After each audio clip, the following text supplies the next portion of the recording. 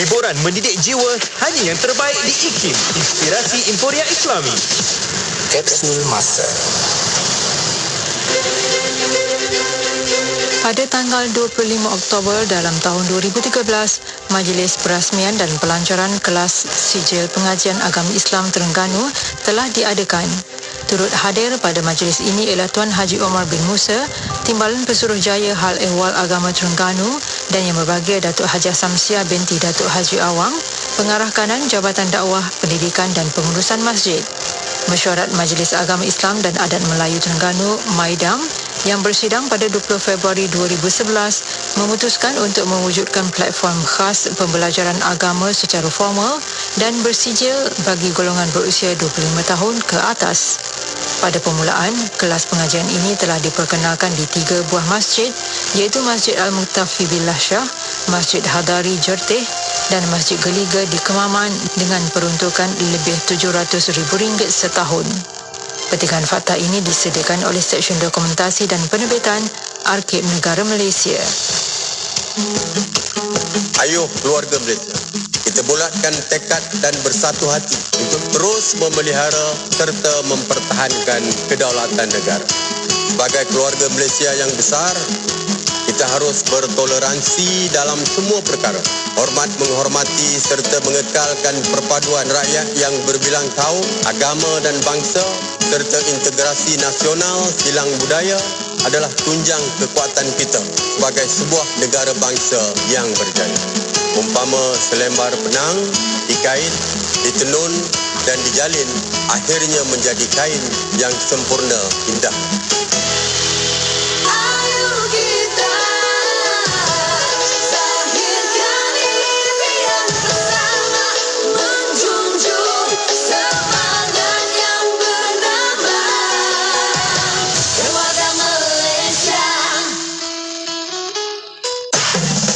Semua pendengar dijemput untuk menyertai satu kaji selidik yang dijalankan oleh Radio IKIM. Tempoh kaji selidik ini sehingga 24 Oktober 2021. Caranya mudah sahaja. Layari laman web www.ikim.my/kaji-selidik dan jawab semua soalan yang dikemukakan. Menariknya juga, pendengar yang bertuah akan menerima t-shirt eksklusif Radio IKIM. Jadi tunggu apa lagi? Kunjungi segera laman web www.ikim.my/kaji-selidik. The Prophet ﷺ told us that we must obey Allah and His Messenger at all times. But after that, who else did He tell us to listen to and be close to? Your mother. Yes, well done. Who should I give my love to, my respect and my honor to? Who should I pay good mind to after Allah and Rasulullah? Comes your mother. Who next? Your mother. Who next? Your mother. And then your father. 'Cause who used to hold you and clean you and clothe you? Who used to feed you and always be with you? When you were sick, stay up all night, holding you tight. That's right, no other. My mother. Who should I take good care of, giving all my love? Who should I think the most of after Allah and Rasulullah? Comes your mother. Who next? Your mother. Who next? Your mother. And then your father. 'Cause who used to hear you before you could talk? Who used to hold you before you could walk? And when you fell, who'd pick you up, clean your cut? No one but your mother.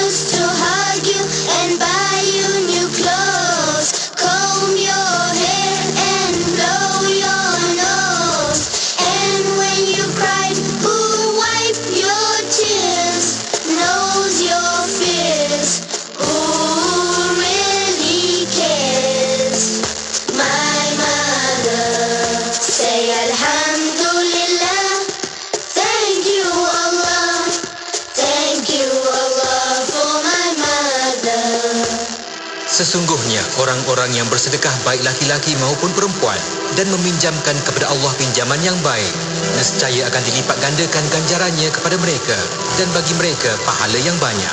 Surah Al-Hadid ayat 18. Wakaf pembangunan kompleks Mahat Tahfiz Al-Quran Lembah Pergau dan asrama anak-anak yatim. Wakaf untuk satu lot hanya RM100. Untuk maklumat lanjut hubungi 014-530-5331, 014-530-5331 atau layari Facebook Madrasah Tahfiz Lembah Pergau. Kisahnya ada 2 orang anak kembar, 2-2 lelaki. Bila nak makan, seorang suka nasi goreng kampung, seorang lagi suka nasi goreng ayam. Bila nak main, seorang suka basikal, seorang lagi suka skuter. Bila nak tidur, seorang suka bantal tinggi, seorang lagi tidur tak pakai bantal. Ayahnya pula ikutkan jelah perangai anak-anak ni sampailah mereka dewasa. Dua-dua pandai berniaga, seorang berniaga offline, seorang lagi berniaga online. Jadi, ayahnya hadiahkan mereka pakej berkembar IKIM. Dua-dua ada iklan radio dan iklan media. Senang, dua-dua dapat harga berpatutan. Jom kembangkan lagi perniagaan anda dengan memasarkan produk dan perkhidmatan anda di platform media sosial dan radio IKIM dengan harga berbaloi. Info lanjut hubungi 017-345-2564 atau 012-686-9236. Tarikh tutup permohonan iklan adalah pada setiap 16 hari bulan pada setiap bulan. Radio IKIM kini 20 tahun. Terima kasih kepada anda yang sentiasa bersama IKIM. Inspirasi Inforia Islami. Bismillahirrahmanirrahim. Alhamdulillahirrabbilalamin. Wassalatu wassalamu ala asyrafil anbiya wal mursalin Sayyidina Muhammad wa ala alihi wa sahbihi ajma'in. Assalamualaikum warahmatullahi ta'ala wabarakatuh kepada para pendengar yang masih setia bersama kami di Radio Studio Kepahaman Islam Malaysia Radio IKIM. Alhamdulillah masih bersama destinasi IKIM pada waktu ini. Bersama saya Mona Jasman, saya akan menemani anda sehingga jam 7 malam nanti. Dan untuk waktu ini bersama para pendengar, insya-Allah kita bersama setiap hari Isnin seperti biasa bersama rancangan Vaksin Hati. Dan untuk waktu ini kita bersama yang berbahagia Tuan Ahmad Fazli Abdul Aziz, kaunselor berdaftar dan pengasas Bijak Emosi di talian pada waktu ini. Kita mengalukan kehadirannya. Assalamualaikum. Waalaikumsalam warahmatullahi wabarakatuh. Encik Mona, apa khabar? Baik, Alhamdulillah. Tuan apa khabar? Sihat?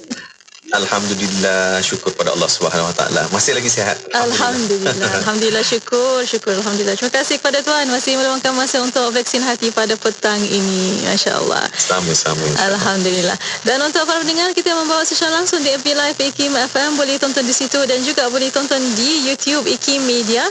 Untuk soalan pertanyaan boleh hantarkan melalui WhatsApp konti 011-2904-004 dan juga boleh tinggalkan di FB Live IKIM FM. Dan untuk waktu ini kita akan sambung kembali bersama 12 kesilapan komunikasi dalam rumah tangga. Dan Alhamdulillah sampai ke kesilapan yang kita nak betulkan untuk petang ini, kesilapan ke-9, dan ianya menunggu untuk difahami. Itu pun antara ialah kesilapan yang kita sentiasa kata biar difaham sendiri. Bila dia mestilah kalau disayang saya mesti dia akan faham. Kan itulah ayatnya biasanya. Iya. Dan untuk waktu ini sebagai mukadimah, silakan Tuan. Baik, bismillahirrahmanirrahim. Assalamualaikum warahmatullahi wabarakatuh. Alhamdulillahirabbil alamin wassalatu wassalamu ala asyrafil abil mursalin wa ala alihi wa sahbihi ajma'in. Subhanaka la ilma lana illa ma 'allamtana innaka antal alimul hakim.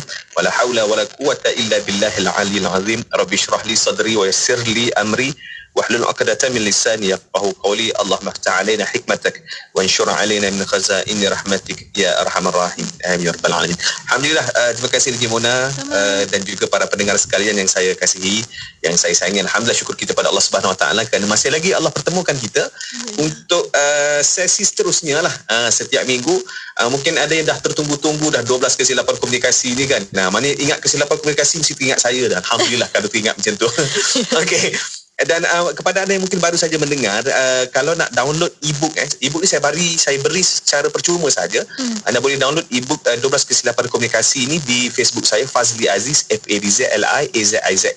boleh dapatkan di situ secara percuma saja. Yang mana kita akan bincang setiap minggu ni adalah berpandukan kepada buku ini. Cuma detailnya saya akan beri dalam sesi ini. Okey, dan hari ini antara tajuk topik yang sebenarnya DJ Mona, antara banyak-banyak 12 kesempatan komunikasi ni, antara yang saya suka nak bincang yang ini. Kenapa kan? Sebab ini antara topik yang topik yang sememangnya kalau dalam isu rumah tangga, ini antara topik yang utama. Awak tak pernah nak faham saya. Kita dah kahwin lama, awak tak pernah cuba untuk faham diri saya. Ini ayat biasalah, drama-drama pun biasa keluar ayat ni jugalah kan. Kan? Nak menceritakan tentang apa? Ayat ini menggambarkan bahawa satu keadaan yang mana yang mengungkapkan dialog ini adalah orang yang menunggu untuk difahami. Adalah orang untuk menunggu difahami. Okey, sebelum saya masuk kepada isu ini, sebenarnya kalau kita tengok dari segi statistik, dia ada satu statistik kajian keluarga dan rumah tangga kelima dalam negara kita ni menunjukkan bahawa punca utama penceraian, punca utama adalah tiada persefahaman. Tiada persefahaman. Maknanya lelaki, si suami kata, kenapa dia tak faham saya dah tak ada persefahaman dengan dia. Kami dah tidak ada persefahaman. Kan? So di kalangan suami pun sebut perkara yang sama, di kalangan isteri pun sebut perkara yang sama. Menjadi antara punca utama lah penceraian dalam rumah tangga. So bila tidak ada persefahaman, menyebabkan boleh berlakunya renggang hubungan dalam rumah tangga. Contoh, saya ambil contoh kenapa pentingnya isu ini kan. Kenapa awak suka dia? Oh, saya suka dia sebab dia faham saya. Ya. Betul tak? Kan? Betul. Mana kita suka pasangan kita ni, kenapa? Sebab dia memahami kita. Kita rasa dia faham kita, dia tahu apa yang kita mahu. Dia rasa kita rasa dia tu sentiasa bukan saja dekat, tetapi dia tahu apa yang kita nak lah. Dalam masa mudahnya begitulah. Tengok kita dah tahu dah apa yang kita nak kan. Kan? Tetapi hakikat sebenarnya kadang-kadang bila selepas kahwin, berapa lama tempoh perkahwinan, akhirnya apa? Dia tidak lagi rasa difahami. So di mana silapnya? Di mana puncanya? Yang ni yang kita nak tengok. Kan? So, sebab itu topik yang kita bawakan hari ini adalah kita tidak berusaha untuk memahami, kita menunggu untuk difahami. So bila sebut menunggu untuk difahami ni, adakah ini sesuatu yang sihat? So jawapan saya, ini adalah sesuatu yang tidak sihat. Sebab apa kita akan menunggu untuk difahami ni? Maknanya kita tidak take charge. Kita yang tidak mengubah keadaan, kita hanya menunggu.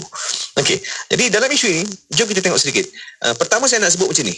Memahami pasangan, ianya bukan kita kata kita akan faham pasangan ni bila kita dah kahwin dia beberapa tahun, kita akan faham dia. Saya kata itu sebahagian betul, sebahagian tak betul. Dia macam ni. Pada saya, memahami pasangan adalah proses sepanjang hayat. Selagi kita hidup bersama dengan dia, itulah prosesnya. Kan? Tapi takkanlah kahwin 15 tahun pun takkan langsung tak faham. Tak, sebahagian tu ada benda yang kita faham. Kita akan faham ni benda yang tak berubah. Kan? Kita mudah untuk faham dan ingat ni apabila apa? Contoh kalau pasangan kita tu macam buku. Buku tu kalau titik dia dekat muka surat kelima, kat situ dia tak berubah, tak bergerak lah. Titik tu dekat situ juga. Tapi masalah kita, pasangan kita bukan buku. Tulisannya berubah-ubah. Kan? Mungkin hari ni lain, esok lain. Jadi susah nak memahami. Jadi ada perkara-perkara yang tak berubah, mungkin kita boleh faham. Tetapi perkara yang berubah melibatkan apa? Emosi, mood, sikap. Usia bertambah ni, kadang-kadang kematangan bertambah, cara dah lain. Kesukaan pun berbeza.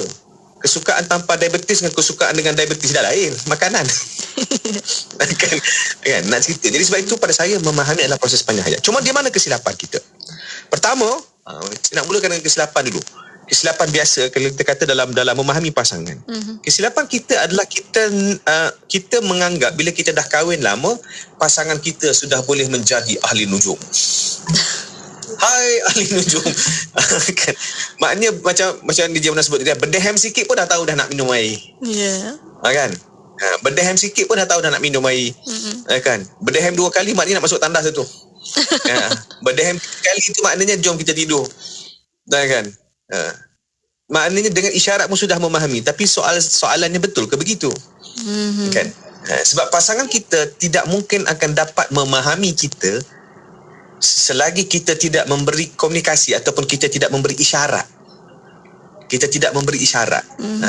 Berdehem tu isyarat lah. Macam mana dengan berdehem tadi pasangan kita boleh tafsir bahawa berdehem itu adalah kehendaknya nak minum air, contoh. Kan? So mungkin kerana kita dah berdehem secara konsisten, berdehem je nak minum air, jadi pasangan faham lah. Tapi kalau berdehem pun tidak konsisten, kan? Sekejap berdehem sekali nak air, sekejap berdehem sekali nak pergi tandas. So mana mungkin nak memahaminya. Sebab tu saya kata dia adalah proses panjang hayat, berusaha untuk memahami pasangan. Okay. So pasangan tidak mungkin akan memahami kita seperti ahli nujum. Itu kita kena pegang dalam kepala kita, kan. Takkan dia tak faham lagi kahwin dengan aku dah 12 tahun. Yelah, memanglah mungkin sebab keadaan dia sekarang. Pertama, kemungkinan keadaan dia nak faham kita, keadaan emosi dia pun tengah tak stabil. Mana mungkin dia nak faham kita. Dan kedua, kemungkinan kita emosi yang tidak stabil, tengah tidak stabil, kita sendiri tidak menunjukkan isyarat untuk difahami. Ini saya akan cerita detail nanti. Saya akan cerita detail sikit lagi. Tapi saya nak ceritanya bahawa pasangan kita tak boleh jadi ahli nujum. Tak akan mungkin dapat memahami kita kalau kita tidak membantu beri isyarat. Apa lagi? Kesilapannya adalah kita menanti dan mengharap. Kan? Kita menanti dan mengharap. Kita duduk tunggu, tak apalah. Dia nak faham aku, dia tak faham sudah. Aku malah nak cakap dah. So bila dah berputus asa untuk berkomunikasi, hanya mengharap dan menanti, dan yang lebih teruknya apabila kedua-duanya masing-masing saling mengharap. Jadi keluar lagu tu, aku berhenti berharap dan menunggu datang gelap. Kita rehat dulu lah, kita sambung lagi selepas ini berkenaan dengan bagaimana untuk kita memahami pasangan. Apa teknik dan cara yang boleh kita lakukan, insyaAllah. Alhamdulillah. Terima kasih Tuan Fazli. Dan untuk para pendengar, kita akan beri hasil ketika kita akan kembali selepas ini. Para pendengar boleh hantarkan soalan anda melalui WhatsApp konti 01129004 dan juga boleh tinggalkan soalan anda di FB Live IKIM FM. Kita beri hasil ketika kembali selepas ini. Para pendengar tu setia bersama kami hanya di Radio IKIM. Bismillahirrahmanirrahim. Bismillahirrahmanirrahim. Bismillahirkafi.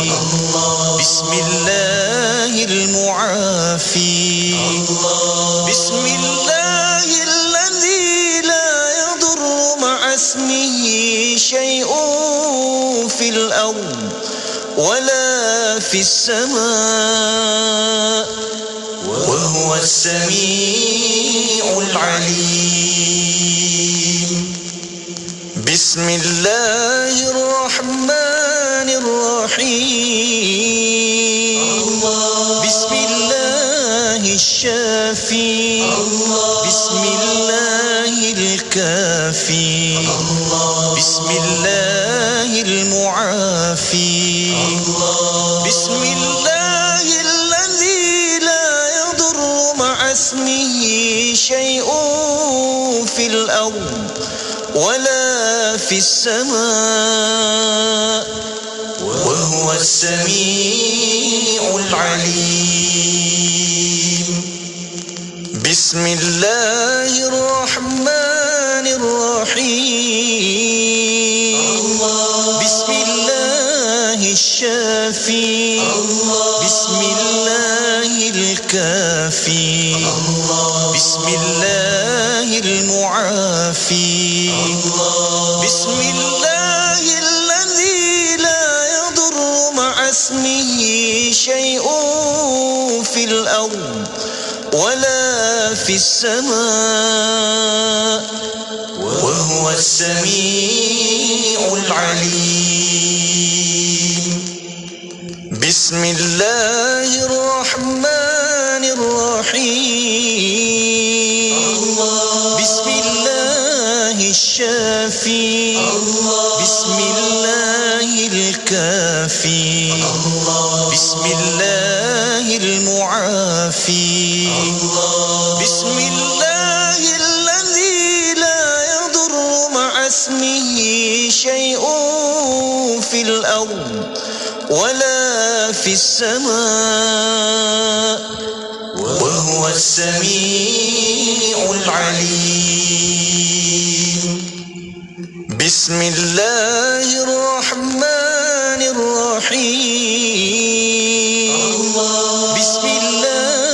الشافي بسم الله الكافي بسم الله المعافي بسم الله الذي لا يضر مع اسمه شيء في الأرض ولا في السماء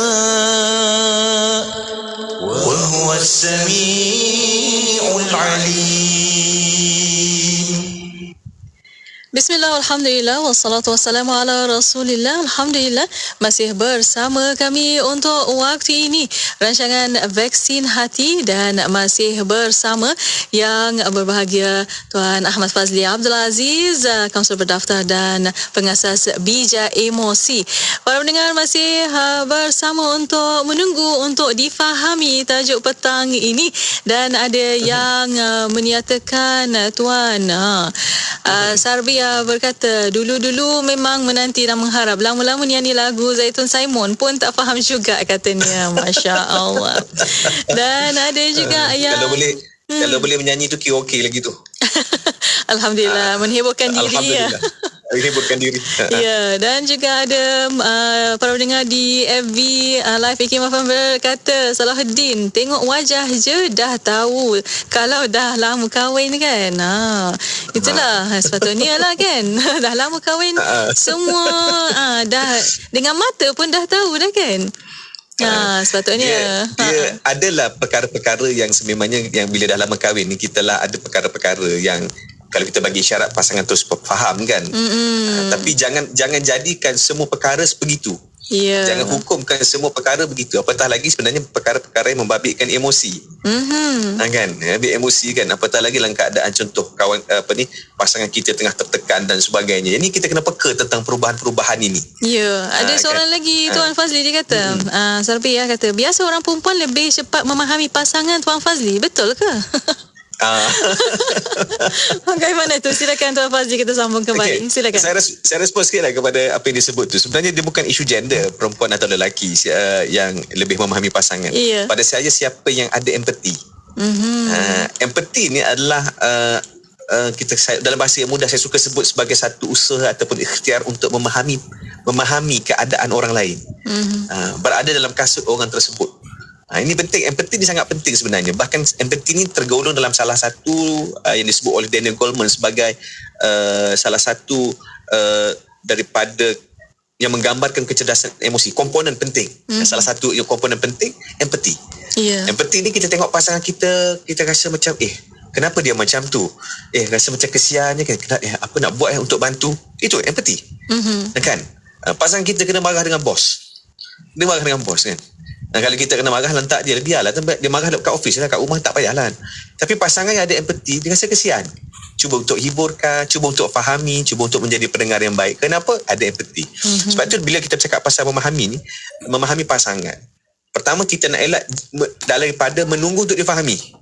Yang kedua, kita nak elak kesilapan. Kesilapan apa? Antara kesilapan kita tidak mencari ilmu untuk memahami pasangan. Antara ilmu yang penting untuk memahami pasangan apa dia? Ilmu sudut pandang. Sudut pandang. Kita suka memikir dan juga menghukum ataupun memberikan cara berdasarkan cara kita pandang sesuatu, cara kita fikir, bukan cara orang tu berfikir, bukan cara pasangan kita berfikir. Saya bagi contoh kan. Kadang-kadang suami saya ada kes-kes tertentu yang mana ada pasangan yang dia rasa stres apabila si isteri ni rasa stres sebab suami tu dia tak suka share masalah dekat isteri.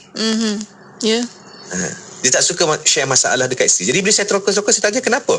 Sebab dia rasakan bahawa sebagai pasangan yang baik, suami mesti share masalah dengan isteri, isteri share masalah dekat suami. Betul lah, saya setuju dengan itu, tak ada masalah. Cuma apabila benda tu tak berlaku, dia terus menghukum bahawa pasangan dia tu tak sayang dekat dia. Itu tak betul tu. Dari segi kepercayaan itu dah jauh sangat tu. Sedangkan suami, kemungkinan sudut pandang dia adalah aku tak nak share dekat isteri sebab aku tak nak susahkan dia. Dia dah ada masalah kat tempat kerja kan. Masalah tempat kerja, tiba-tiba aku nak share dekat dia, aku tak nak, tak apalah. Biar dia uruskan rumah, segala masalah aku akan selesaikan. Bayangkan kalau contoh seorang isteri, dia faham sudut pandang suami sebegini, maknanya suami tak cerita masalah tu, dia akan rasa makin disayangi. sudut pandang. Hanya memperbetulkan sudut pandang. So banyak sebenarnya ke dalam sesi kaunseling saya pun saya tengok sebenarnya isunya tentang apa? Tentang tidak melihat sudut pandang pasangan. Kenapa? Kerana kita sendiri tidak membantu pasangan untuk memahami kita, dan pada masa yang sama kan, pada masa yang sama kita menunggu untuk difahami. Ini masalahnya, menunggu untuk difahami. So sebab itu pada saya isunya adalah bila suami berharap untuk difahami, isteri berharap untuk difahami. So siapa yang akan mula nak memahami? Itu yang masing-masing menunggu. So bila masing-masing menunggu, dia akan jadi satu vicious cycle yang tidak berhenti berpusing tu. Berharap. Makin lama makin berat tau, makin lama makin pudar, makin suram. So saya nak kongsikan hari ini sebenarnya pertama, jom sama-sama kita take charge, berusaha untuk memahami pasangan. Okay, pasangan tak faham aku, tak apa, kali ni biar aku cuba memahami pasangan dahulu. Mula dengan diri kita, kan? Sebab bila kita mula dengan diri kita, insya-Allah kita akan belajar banyak benda. Okey, soalannya bagaimana cara untuk memahami? Okay, saya nak kongsikan formula patut, PATUT. Okey, formula patut bagaimana untuk kita faham pasangan. Okey, so patut P yang pertama adalah apa dia? Perhatikan.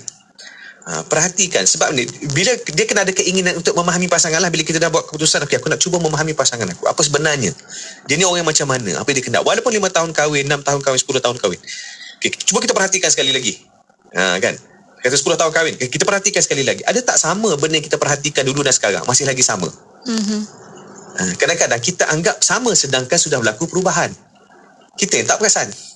Sebab apa? Kita ingat, kita perhati dulu waktu awal kahwin dulu, kita terus simpan dalam kepala kita, terus kita bentuk kepercayaan kita, okey, isteri aku macam ni. Sedangkan kalau kita perhatikan balik dalam keadaan sekarang, okay, dalam contoh hari ini kita start untuk perhatikan, baru kita perasan ada perbezaan. Sebab tu perlu perhatikan balik, perhatikan sentiasa. Kan? Itu yang pertama lah, perhatikan. Yang kedua, macam mana kita nak faham pasangan?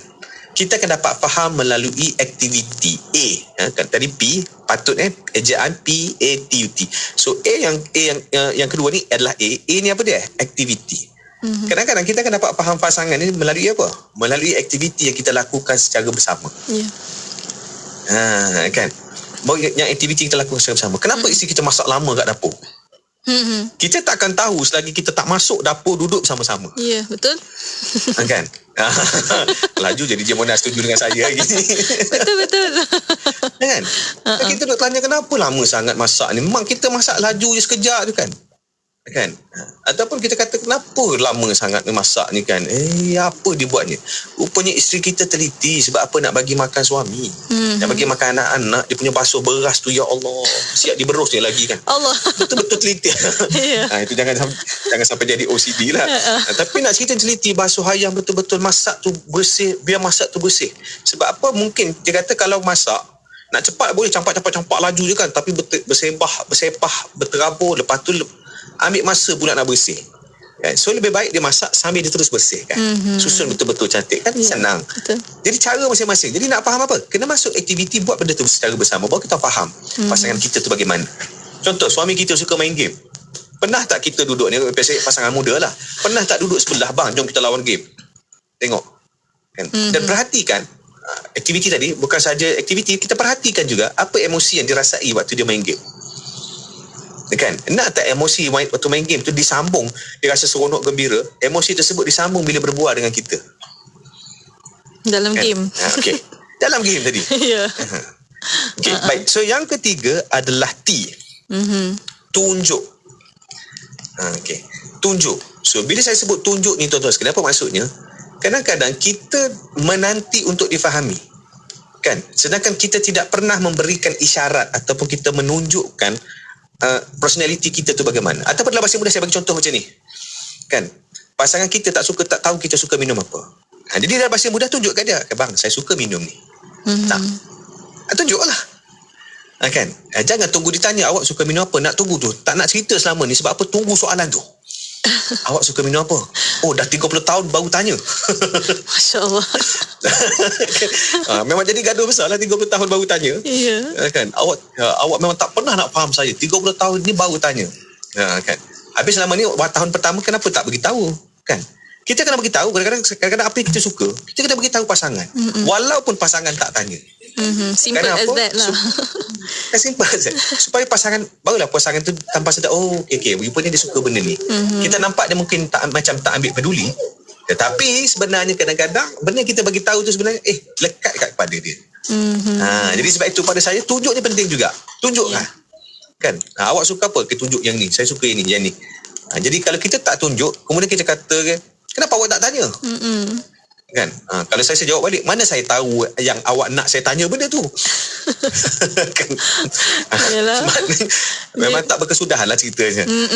Ya, betul. Betul juga Tuan Fazli. Itulah apa yang kita nak tu, kita cakap je lah kan. Kita nak ni. Kadang-kadang lelaki especially, khusus untuk lelaki, minta maaf. Dia tak faham bahasa isyarat, tak faham. Ini kawan saya beli ni, sepupu saya beli ni. Dia tak pandai semua tu. Drama pusing-pusing tu. Dengar macam tu juga. Istilah mesej yang tersembunyi itu dia susah nak faham. So direct to the point. Cakap macam terus. Tak payah drama-drama orang kata kan. Senang kan? Kalau lelaki memang senang macam tu kan? Betul. InsyaAllah. Alhamdulillah. Itu antaranya. Dan kita akan sambung kembali Tuan Fazli dan para pendengar. Boleh. Kita berehat seketika pada waktu ini. Kita akan kembali selepas ini. Para pendengar terus setia bersama kami hanya di Radio IKIM. Radio IKIM 20 tahun. Meraih pendengar tidak kira umur, bangsa atau agama. Radio IKIM memang menjadi pilihan saya sewaktu Saya, Amira Mamak Fauzi, pendengar setia. Jangan lupa dengarkan Radio IKIM. Sentiasa memberi informasi yang terkini. 10 pada pagi ini, Radio IKIM 20 tahun, inspirasi, euforia, Islami. Kisah-kisah orang soleh adalah ubat kepada hati, terutamanya kisah-kisah mereka yang dididik langsung oleh Rasulullah sallallahu alaihi wasallam, mereka yang ditarbiyah pula oleh para sahabat yang dididik oleh baginda sallallahu alaihi wasallam. Mereka adalah generasi yang terbaik yang Nabi kita katakan sebaik-baik turun ialah turunku, kemudian turun 100 tahun yang berikutnya. Maka dalam 200 tahun ini, masya-Allah, 200 tahun, 300 tahun ini merupakan tokoh-tokoh gemilang Islam. Kenali tokoh-tokoh tabi'in menerusi rancangan Hayatus Salihin. Persiaran setiap Khamis 9 malam bersama Ustaz Muhammad Hazri Hashim Al-Bindani. Pastinya di IKIM Inspirasi Euforia Islami.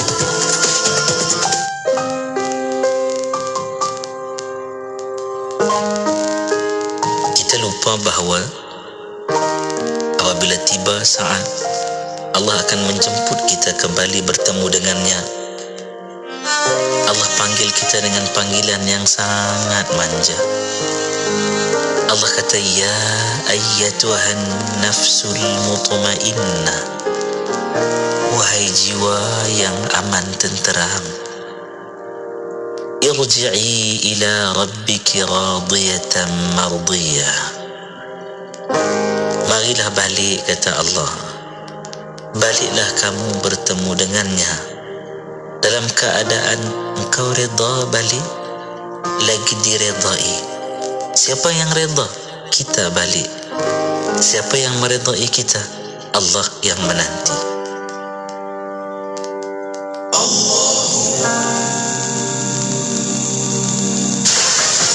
Pertubuhan Kesihatan Sedunia WHO menyatakan bahawa pemakaian pelitup mulut dan hidung merupakan satu daripada langkah pencegahan bagi membendung penyebaran virus termasuk virus COVID-19. Justru memakai pelitup hidung dan mulut atau face mask ketika ini sudah menjadi norma baharu dalam kehidupan sejak penularan wabak pandemik COVID-19.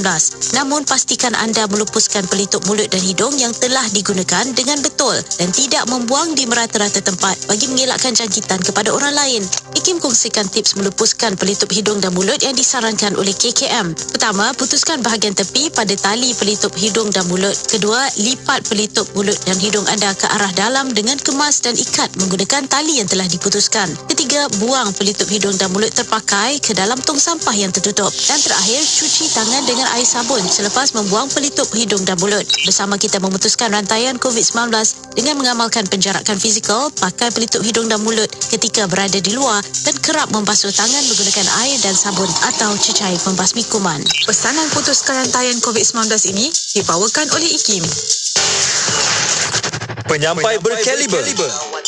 Assalamualaikum warahmatullahi junjungan Nabi Muhammad sallallahu alaihi wasallam. Pengisian bermutu, inspirasi, inforia, Islami, semuanya di IKIM. Inspirasi Inforia Islami hanya di Radio Institut Kefahaman Islam Malaysia. Alhamdulillah masih bersama destinasi IKIM pada waktu ini dan masih bersama rancangan Vaksin Hati bersama yang berbahagia Tuan Ahmad Fazli Abdul Aziz, kaunselor berdaftar dan pengasas Bija Emosi. Masih membicarakan tentang tajuk menunggu untuk difahami. Banyak respon daripada para pendengar di FB Live IKIM FM dan juga di YouTube. Terima kasih banyak-banyak. Dan katakan patut ke nak buat macam tu, katakan patut ke buat macam tu. Ada formula patut yang Tuan Fazli nak berikan. P, perhati, A, aktiviti dan juga T, tunjuk. Dan apa selanjutnya, silakan Tuan Fazli. Okey, baik, kita sambung sedikit lagi cara untuk kita memahami dan juga difahami oleh pasangan lah. So macam T ni adalah kita kena tunjuk. Kadang-kadang saya ambil sikit, saya tambah sikit yang tunjuk tadi, sebab kadang-kadang bila kita tunjuk, insya-Allah pasangan kita juga akan tunjuk. Bermula dengan kita yang menunjuk. Dia faham lain maksud dia ni.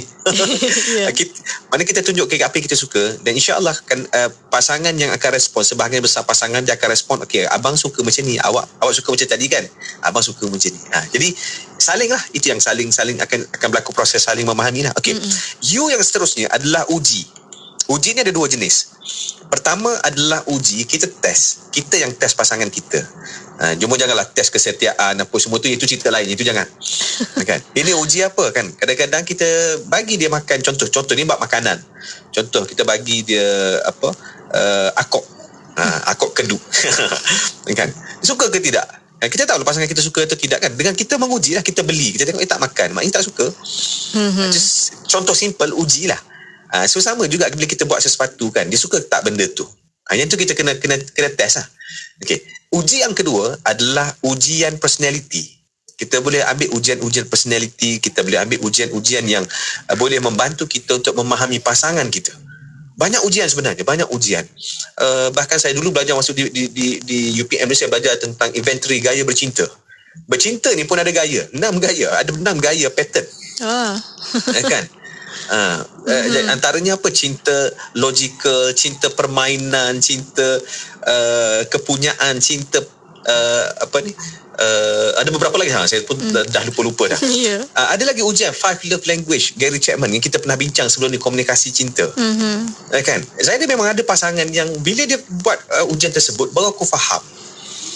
Kan? Baru aku faham rupanya aku akan rasa dicintai apabila suamiku sentuh aku, selalu pegang tangan, rasa begitu. Dan kalau sama-sama buat, lagi bagus. Sebab apa? Suami akan faham diri dia bagaimana, dan pada masa yang sama, share result tu bersama dengan pasangan. Bahkan saya ada pasangan yang profesional buat, rupanya pasangan dia ni suka quality time. Dia bergaduh ni, dia rasa kenapa suami susah faham dia. Rupanya suami dia ni memang menggalakkan dia suatu di awal pekerjaan dulu, waktu awal bisnes dulu. Dia suka isteri dia bekerja keras lah, maknanya bekerja keras, dia support lah supaya sukses lah, dan akhirnya isteri tu berjaya lah. Cuma sekarang jadi hubungan renggang. Kenapa? Kerana bahasa cinta pasangan dia tadi, suami tu tadi adalah quality time. So jadi isteri kena bagikan masa, kan, waktu kerja, tapi waktu bersama dengan pasangan berikan quality masa pada pasangan. Undivided attention, maknanya betul-betul fokus perhatian tu pada pasangan. Mana kalau ada anak, berebut dengan anak lah perhatian tu. Jadi isteri kena pandai-pandai bahagikan. Sebab apa? Lelaki suami ni manja sebenarnya. Ramai suami lelaki yang manja, yang anak-anak yang manja kan, tapi buat muka ketat. Tak nak tunjuk manja tu. Okay. Yang terakhir adalah T. Formula yang T, apa dia? Tanya. Tanya. Kan? Ni macam DJ Mona sebut tadi lah, tanya kan. Nak apa? Senang kan? Maknanya direct. Sound, bukan kita kata sound direct, kita tanya secara jelas. Jangan sound. Jangan sound. Bahaya. Kan? Cuma isunya sekarang, setengah-setengah pasangan, apabila dalam keadaan emosi yang tidak stabil, bila pasangan tu tanya, dia tak nak jawab. Bila pasangan tu tanya, dia tak nak terangkan, tak nak jelaskan. Bila pasangan tanya, kan, dia rasa pasangan bukan nak faham pun, dia sekadar just nak tanya je. ambil syarat. So itu masalahnya. Yang tak apalah, itu kita akan cerita kemudian lah. Cuma ini formula patut yang sebenarnya boleh kita amalkan dalam rumah tangga, tak kisah berapa umur perkahwinan. Sebab apa? Selagi ada peluang untuk memahami, kita cuba memahami pasangan kita sebaik mungkin, insya-Allah. Ya. Mungkin saya ingat respon kepada soalan-soalan kalau ada DJ Mona. InsyaAllah ada soalan pada petang ini bersama para pendengar di FB Live IKIM FM. Pada waktu ini bertanya Suhaila, macam mana kalau ada pasangan yang masih segan untuk bersuara atau menegur sebab nak jaga air muka pasangan? Bagaimana tu? Okey. Sebenarnya bila kita kata kita segan untuk menegur kerana sebab nak jaga air muka pasangan, cuba fikirkan satu soalan. Bagaimana cara yang boleh kita buat untuk boleh tegur tapi menjaga air muka pasangan? Sebab jangan anggap semua teguran menjatuhkan air muka. Teguran sebenarnya tidak menjatuhkan air muka, tetapi cara menegur sebenarnya yang menjatuhkan. So yang tu kita kena baiki cara menegur. Okey, bila waktunya, di mana keadaannya, kan? Sebab setiap orang tak sama. Perhatikan, contoh kan, kita nak tengok pasangan kita. Kalau tengok contoh, kadang-kadang mungkin kita kena rujuk siapa? Kena rujuk mak mentua kita. Macam mana perangai suami kita ni? Macam mana bila nak tegur? Apa biasa mak buat? Apa biasa ayah buat? Kita tengok, kena belajar, kan? Kena belajar. Sebab apa? Sebab caranya masing-masing lain. Okey, andai kata langsung tak boleh ditegur, langsung tak boleh ditegur, bagaimana cara untuk sampaikan mesej tapi dalam keadaan seolah-olah macam tidak menegur? Kan? Saya bagi contoh. Tegur. Kalau contoh kan, kita kata apa, pinggan ni kalau boleh basuh, ambil bawa lah pergi ke dapur, jangan tinggal kat situ kan? Kan? So mungkin setengah orang dia akan tegur tu, sabar, pinggan tu masuk tu, masuk pergi letak kat dapur. Okey, itu direct lah. Kan? Yang indirect macam mana? Kita ambil lah video-video, pasanglah YouTube. Ustaz-ustaz yang bercakap pasal orang yang nak mengasihi suami yang baik ni adalah suami yang ada khidmat pada isteri. Kan? Ambil kisah-kisah Rasulullah. Tak semestinya kita direct, kita pakai orang ketiga kan. Mana cara nak menegur. Sebab apa kita bimbang kalau kita tegur sebab menjatuhkan air muka. Sebab saya tengok cerita pasal kisah Hasan dan Husin nak menegur seorang pakcik. Kan, yang ambil wuduk salah kan. Ya, betul. Sebab apa yang dia buat, dia berlakon depan tu. Kan, dia tunjukkan cara yang salah. Akhirnya pakcik tu sedar, kamu berdua ni betul, aku yang salah. Kan. Itulah pakcik tu mengaku tak apa. Pakcik tu mengaku. Ni Encik Mona macam ada sambung lagi ayat dia tu. Ni kalau tak mengaku macam mana? Okay.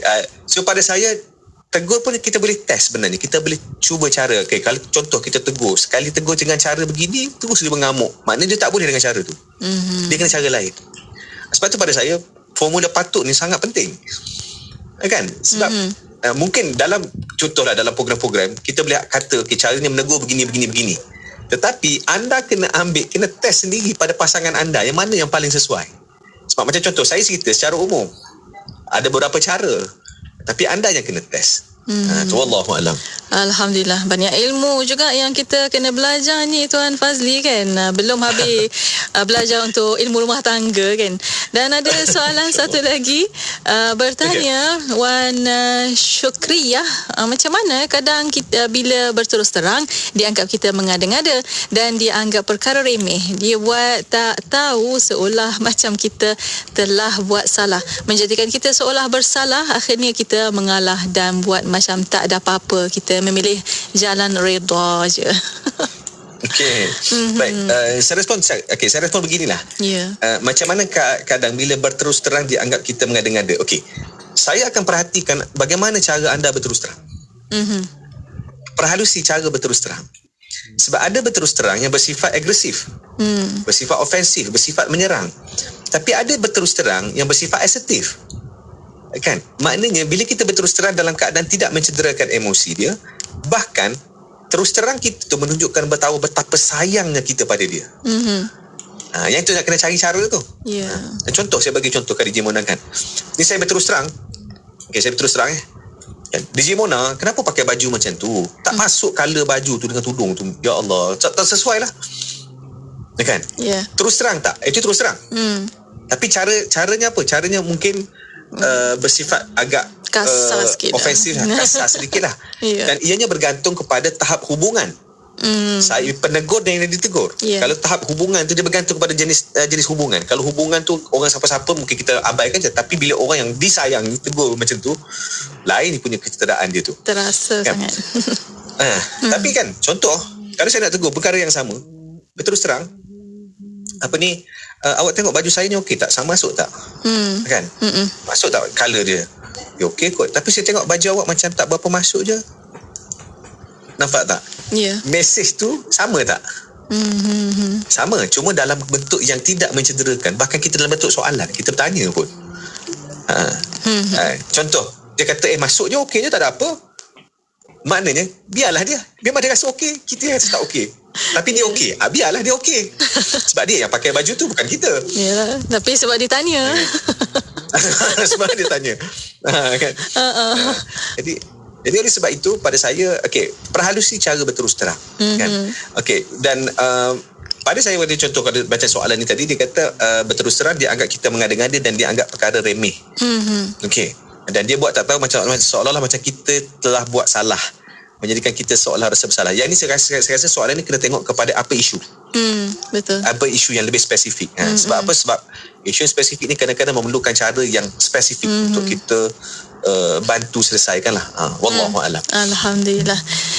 Akhirnya terima kasih banyak-banyak Tuan Fazli. Sebenarnya banyak lagi soalan yang kita nak jawabkan, tapi kesempatan masa untuk waktu ini itu sahaja yang dah habis masa. Habis cepat sangat masa, Masya Allah. Alhamdulillah. Dan untuk waktu ini di akhirnya mungkin tinggal sedikit masa lagi untuk Tuan Fazli untuk kesimpulan dan kata-kata akhir. Silakan. Macam saya sebut di awal tadi, para pendengar sekalian, persefahaman ini sangat penting dalam rumah tangga. Jadi kalau kita tahu ianya sangat penting, jangan biarkan ianya dibusnahkan. Bahkan kita yang kena sentiasa membina. Kan? Sebab kebimbangan saya macam ni, dia tak faham aku, simpan dalam hati. Dia macam simpan dalam hati tadi, sikit-sikit, kecil-kecil tak apalah, benda kecil je simpan dalam hati. Sebenarnya dia macam anai-anai. Jangan kita tengok kalau contoh duduk dalam rumah, kita jumpa seekor anak-anak, jangan kita rasa macam tak apalah, seekor je, bukan boleh buat apa.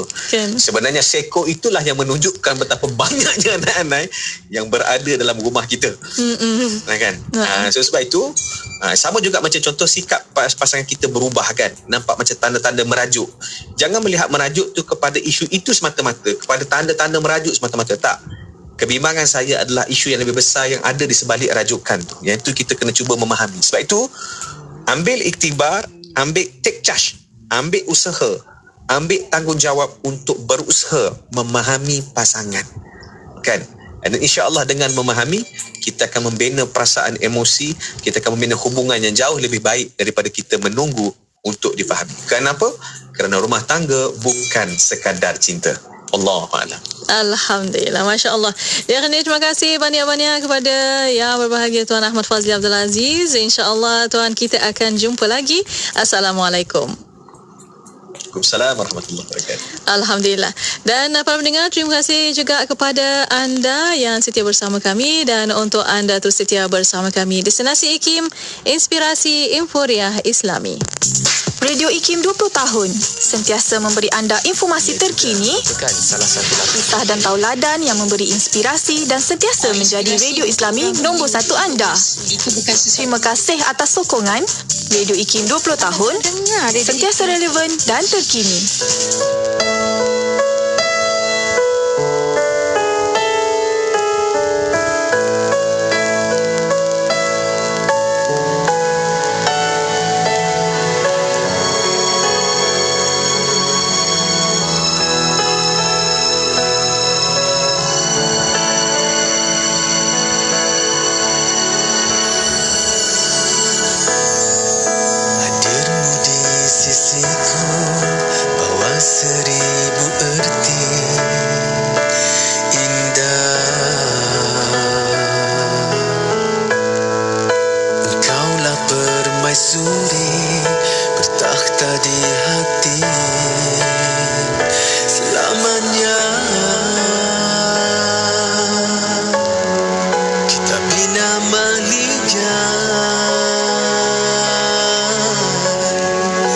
Arumi bersama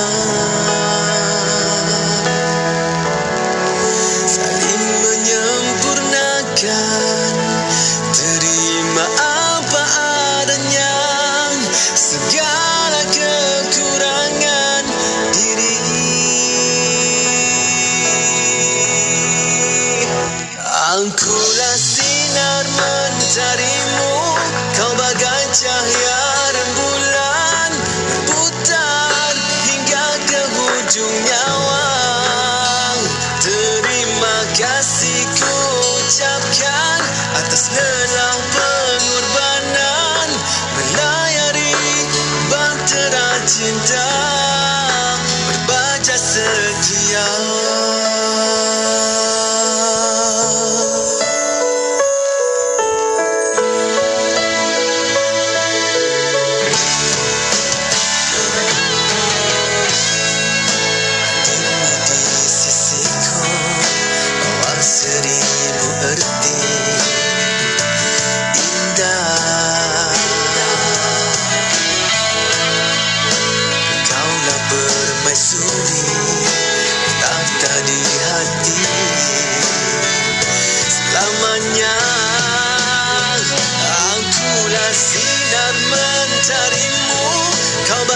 Cahaya rembulan berputar hingga ke hujung nyawa.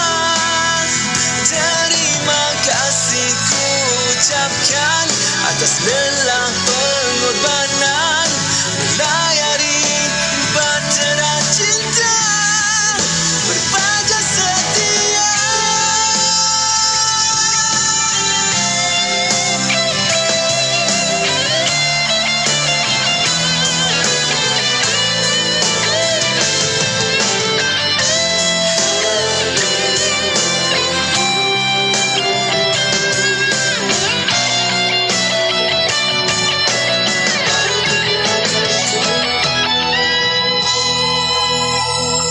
Akulah sinar mentarimu, kau bagai cahaya rembulan berputar hingga ke hujung nyawa. Terima kasih ku ucapkan atas lelah pengorbanan melayari bahtera cinta.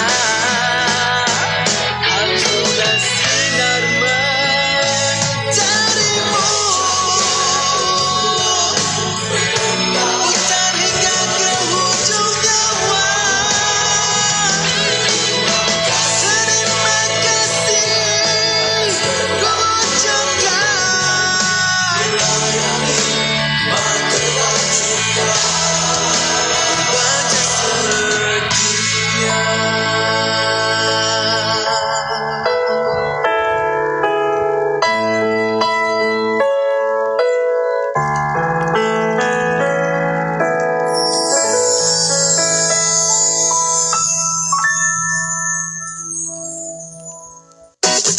Sertai peraduan inspirasi negaraku di platform Instagram ikim.my dan Facebook Ikim FM bermula 15 September hingga 16 Oktober 2021.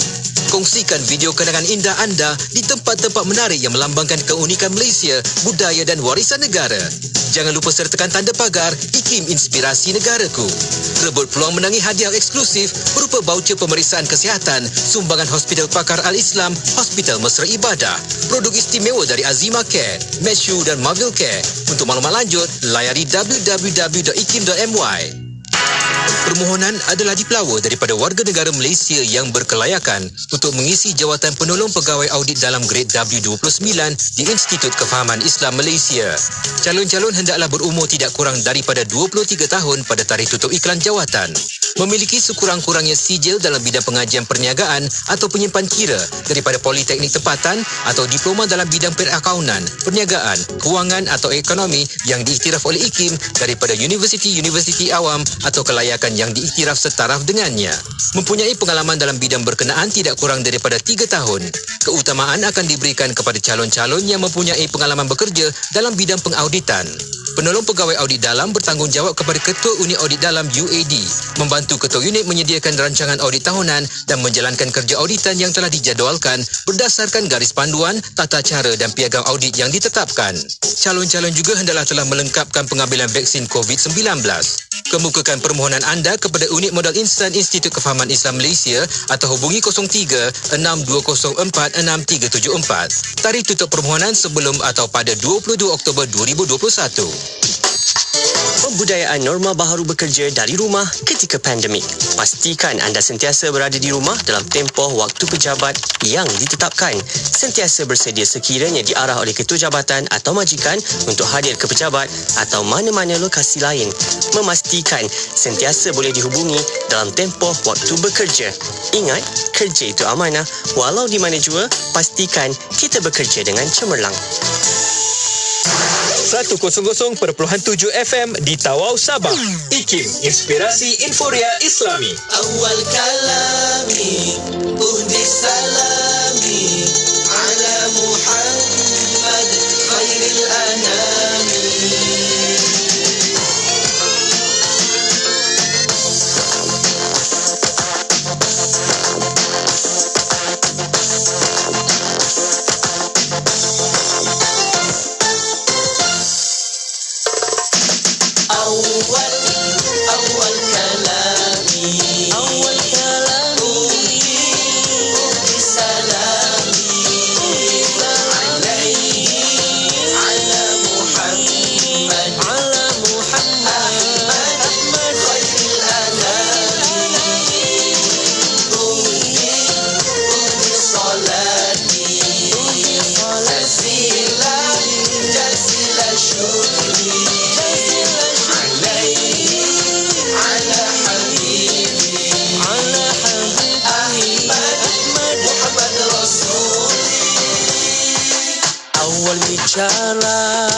Salam sejahtera atas Muhammad, rahmat sejagat Allah dan malaikat turut berselawat ke atas baginda kasih semesta.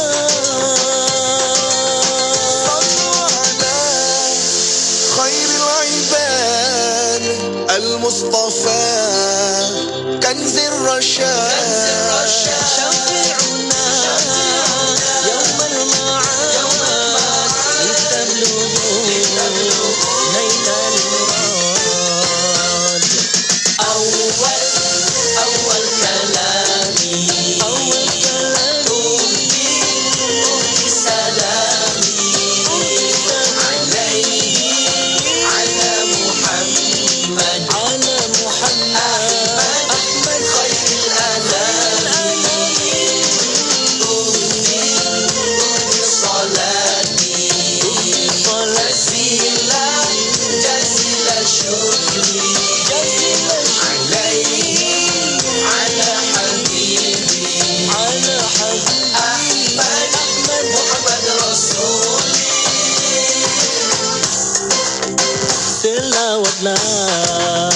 buktikan cinta pada baginda pahlawan cinta.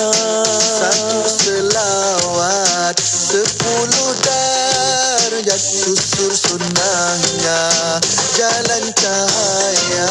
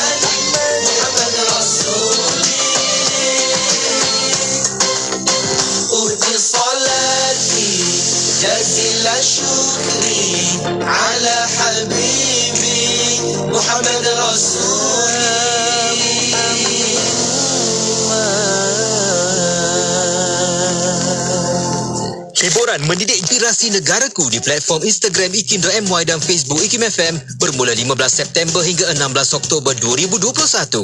Kongsikan video kenangan indah anda di tempat-tempat menarik yang melambangkan keunikan Malaysia, budaya dan warisan negara. Jangan lupa sertakan tanda pagar Ikim Inspirasi Negaraku. Rebut peluang menangi hadiah eksklusif berupa baucer pemeriksaan kesihatan, sumbangan Hospital Pakar Al-Islam, Hospital Mesra Ibadah, produk istimewa dari Azima Care, Meshu dan Marvel Care. Untuk maklumat lanjut, layari www.ikim.my. Anda mahukan kaedah-kaedah terbaik dalam menguruskan harta anda? Anda mahu dibimbing untuk menyediakan dokumentasi wasiat? Anda mahukan panduan penyediaan dokumentasi hibah? Anda mahu dibimbing bagaimana melalui prosedur-prosedur pusaka? Anda mahu tahu perkara yang perlu dibuat dan perkara yang harus dielakkan dalam penyediaan dokumentasi pengurusan harta? Anda inginkan panduan penting dalam tuntutan harta sepencarian? Dan adakah anda mahu manual pengurusan harta yang boleh membantu anda nanti? Hadirlah ke program kami secara dalam talian khusus lanjutan pengurusan harta keluarga Islam Siri 2021 pada 1 dan 2 November 2021. Anjuran Institut Kefahaman Islam Malaysia IKIM. Kami akan sediakan manual dan masa perbincangan yang lebih panjang. Yuran hanya RM300 untuk 2 hari. Daftar di talian 03-6204-6325 pada atau sebelum 25 Oktober 2021. 20 tahun bersiaran. IKIM Inspirasi. Tentunya hanya itu je cara ni kan. Terima kasih kita ucapkan Melihatkan kami di Radio IKIM tetap memberi inspirasi dan informasi yang terkini kepada anda. Radio IKIM 20 tahun, inspirasi euforia Islami. Assalamualaikum warahmatullahi wabarakatuh dan selamat pagi untuk anda yang terus saja mendengarkan kami di Radio Institut Kefahaman Islam Malaysia IKIM, inspirasi euforia Islami. Bertemankan Pian dan juga Hazwan untuk Warna Pagi di Radio IKIM, dan seperti biasa setiap pagi Rabu kita ada segmen kesihatan. Ya, betul. Dan hari ini kita fokus tentang tulang ataupun istilah yang biasa kita dengar osteoporosis, pencegahan dan rawatan. Itu tajuk kita untuk segmen kesihatan hari ini, dan kita ada tetamu dari Hospital Kuala Lumpur mewakili Kementerian Kesihatan Malaysia untuk pencerahan dan juga menjawab persoalan-persoalan yang diajukan oleh sahabat-sahabat juga untuk tajuk osteoporosis. Ya, dua orang tetamu kita. Yang pertama kita bawa kepada anda yang berbahagia Dr. Muhammad Haris bin Anwar Ali Khan yang merupakan pakar bedah ortopedik di Jabatan Ortopedik HKL. Assalamualaikum doktor. Assalamualaikum. Assalamualaikum warahmatullahi wabarakatuh. Dan seorang lagi tamu kita yang berbahagia Puan Chin Pohling, pegawai farmasi ortopedik Hospital Kuala Lumpur. Selamat pagi Puan Chin. Puan Chin. Selamat pagi. Terima kasih Dr. Haris dan juga Puan Chin yang bersama kita hari ini, dan terima kasih juga tim Hospital Kuala Lumpur yang membawakan live kita hari ini untuk segmen kesihatan. Dan dah lama juga kita tak cerita tentang tulang belulang ni ya Allah, tentang osteoporosis. Dan hari ini sahabat-sahabat kita yang mendengar di radio dan juga menonton di media sosial kita, Facebook dan YouTube, boleh juga share, ajak ramai supaya dapat ikuti pencerahan dan juga ilmu lah yang akan dikongsikan oleh Dr. Haris dan juga Puan Chin pagi ini. Jom, boleh kita mula Doktor dan Puan? Boleh? Boleh ya? Okey. Mungkin Doktor boleh dulu mungkin mukadimah ataupun pengenalan kita, nak cerita tentang apa itu osteoporosis dan bagaimana ia berlaku. Doktor, silakan. Silakan. Assalamualaikum dan selamat pagi kepada semua pendengar IKIM FM. Terlebih dahulu saya ucapkan terima kasih kepada IKIM FM untuk jemputan ini. So, osteoporosis adalah satu perkataan yang kita selalu dengar. Tapi apakah itu sebenarnya osteoporosis? Osteoporosis sekiranya kita lihat Pertubuhan Kesihatan Sedunia, dia takrifkan osteoporosis sebagai satu penyakit sistemik. Maksudnya melibatkan seluruh badan. Dan ini dicirikan oleh kemerosotan jisim tulang dan kerosakan struktur tisu tulang. Maksudnya arkitektur tulang itu sendiri rosak dan ini menyebabkan kerapuhan pada tulang. Jadi apa lagi yang kita tahu mengenai osteoporosis ni? Osteoporosis ni bila dia berlaku, dia adalah satu proses yang akan menyebabkan banyak kemudaratan kepada pesakit. Jadi bagaimana ia berlaku? Itu yang kita nak faham secara ringkas. Untuk segalanya apa yang saya akan terangkan kepada pesakit, kita anggapkan kita ada satu tin kosong di mana kita mengisi pasir di dalam tin itu sehingga penuh. Dan kita ada satu tiub yang sentiasa memasukkan pasir tersebut dan satu lagi tiub mengeluarkan pasir. Katakan pada peringkat awal masuk dan keluar ini sama. Dan kita cuba kemetkan tin yang penuh dengan pasir ini agak sukar untuk kita kematkan tin ini. Sekiranya makin usia meningkat, proses memasukkan pasir ini makin berkurangan. Maksudnya tin makin kosong. Dan proses keluar itu berterusan. Jadi tin itu akan lebih mudah dikematkan. So itu adalah osteoporosis. Pada usia muda sukar untuk mendapat kepatahan tersebut. Pada usia tua lebih mudah untuk mendapat kepatahan tersebut. Contohnya, kita duduk dan kita jatuh, kita boleh mendapat patah, terutamanya di beberapa sendi yang selalunya terjadi. Ini secara ringkas kita boleh katakan apa itu osteoporosis. Oh, terbaik analogi yang Dr. Haris sebutkan tadi tentang tin dan pasir tadi tu, patut kena bawa tu doktor, kita tunjuk terus pada penonton kita kan how it works, macam mana nak memahamkan. Tapi daripada apa yang Dr. Haris sebutkan tadi tu dah jelas dan faham macam mana risiko yang dihadapi oleh seseorang yang mengidap osteoporosis ni. Maknanya bila tulang tu kiranya rapuh lah doktor, sebab tu jadi mudah patah. Mudah patah, ya benar. Dan kalau tulang tu kalau boleh kita spesifik, adakah bahagian-bahagian tertentu doktor yang mungkin ada risiko untuk mengalami osteoporosis ataupun ada tulang yang khusus? Kita apabila kita melihat secara spesifiknya kepatahan melibatkan osteoporosis ni, selalunya kita akan sebut 3 bahagian yang utama. Pertama adalah pergelangan sendi tangan, kedua pinggul, ketiga adalah tulang belakang. Jadi 3 jenis kepatahan ini adalah lebih kerap berlaku yang kita boleh kaitkan dengan peningkatan umur dan juga osteoporosis. Okay. Itu tentang faktor. Jom kita cerita tentang faktor risiko pula. Sebab ada yang kata yang mengaitkan osteoporosis ni banyak kena dekat orang perempuan je. Betul ke doktor? Ataupun mungkin ada faktor risiko lain untuk osteoporosis ni? Ya, betul. Itu yang selalu kita dengar dan kita boleh lihat. Terutamanya sekali apabila kita melihat seseorang rasmi CDC, iaitu Center for Disease Control and Prevention. Faktor untuk mendapat risiko ataupun risiko penyakit osteoporosis ni adalah lebih kepada wanita selepas menopause. Namun demikian, terdapat juga beberapa faktor lain yang selalunya dikaitkan dengan osteoporosis. Contohnya, faktor ini kita boleh bahagi kepada 2. Faktor yang kita boleh ubah, faktor yang kita tidak boleh ubah. Contoh faktor yang kita tidak boleh ubah, pertama sekali adalah peningkatan usia. Kedua, wanita. Ketiga, menopause yang awal. Contoh faktor yang kita boleh ubah, yang kita selalu sarankan pesakit untuk lakukannya, pertama sekali adalah ubah gaya hidup. Contohnya lebih bersenam. Kedua, pengambilan alkohol. Ketiga, merokok. Keempat, kurangkan risiko-risiko untuk mendapatkan kepatahan. Ini antara faktor risiko yang selalunya dikaitkan dengan osteoporosis. Itu antara laju betul doktor bagi tahu semua tu, dan mungkin semua faktor-faktor risiko tadi tu kan Dr. Haris poncin kan turut dialami oleh sahabat-sahabat pendengar kita. Mungkin ada ibu-ibu atau ayah-ayah kita yang tengah dengar sekarang ni, adalah pengalaman macam yang biasa kita dengar doktor dengan puan, kita dengar jatuh bilik air, lepas tu mungkin sebab faktor usia jadi adalah isu patah tulang, kadang-kadang tulang peha tu macam risau juga kita dan sebagainya. Jadi itu antara risiko-risiko, termasuk kalau pemakanan doktor, macam mana boleh kita kaitkan risiko dan kesannya pada tulang kita tu antara faktor-faktor tadi tu.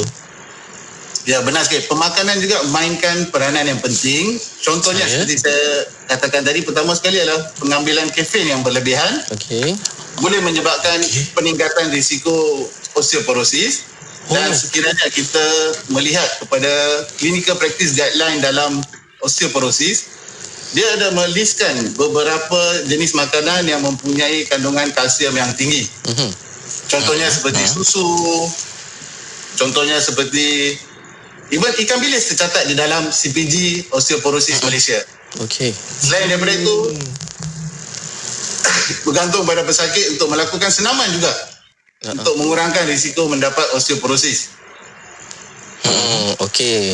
Maksudnya itu faktor-faktor dia lah, macam kata pemakanan pun memainkan peranan penting jugalah kan. Dari segi faktor genetik ataupun keturunan, boleh ke mereka yang mungkin mak ayah yang ada osteoporosis juga turun ke anak juga, doktor? Ya, kalau kita merujuk balik kepada CPG Malaysia, salah satu faktor risiko untuk mengidap osteoporosis adalah apabila terdapat sejarah keluarga terdekat yang pernah mengalami osteoporosis ataupun sejarah keluarga terdekat mengalami kepatahan osteoporosis. Maknanya saya rasa macam Puan Chin kalau di farmasi mungkin akan kenal lah, macam ini dulu bukan mak abah dia dulu datang ke ni. Pernah datang. Maknanya ada, bila kita kaitkan dengan faktor genetik dan keluarga, sesiapa yang ahli keluarganya sebelum ni pernah alami osteoporosis, berkemungkinan doktor macam mana risikonya? Tinggi ke risiko dia untuk mewarisi osteoporosis ni? Tu. Apabila kita cakap mengenai kebarangkalian, kadang-kadang kita suka untuk beritahu adakah 10%, 20%, 30% sebab dia adalah satu kompleks yang melibatkan banyak perkara. Cara hidup, umur, dan jantina dan sebagainya.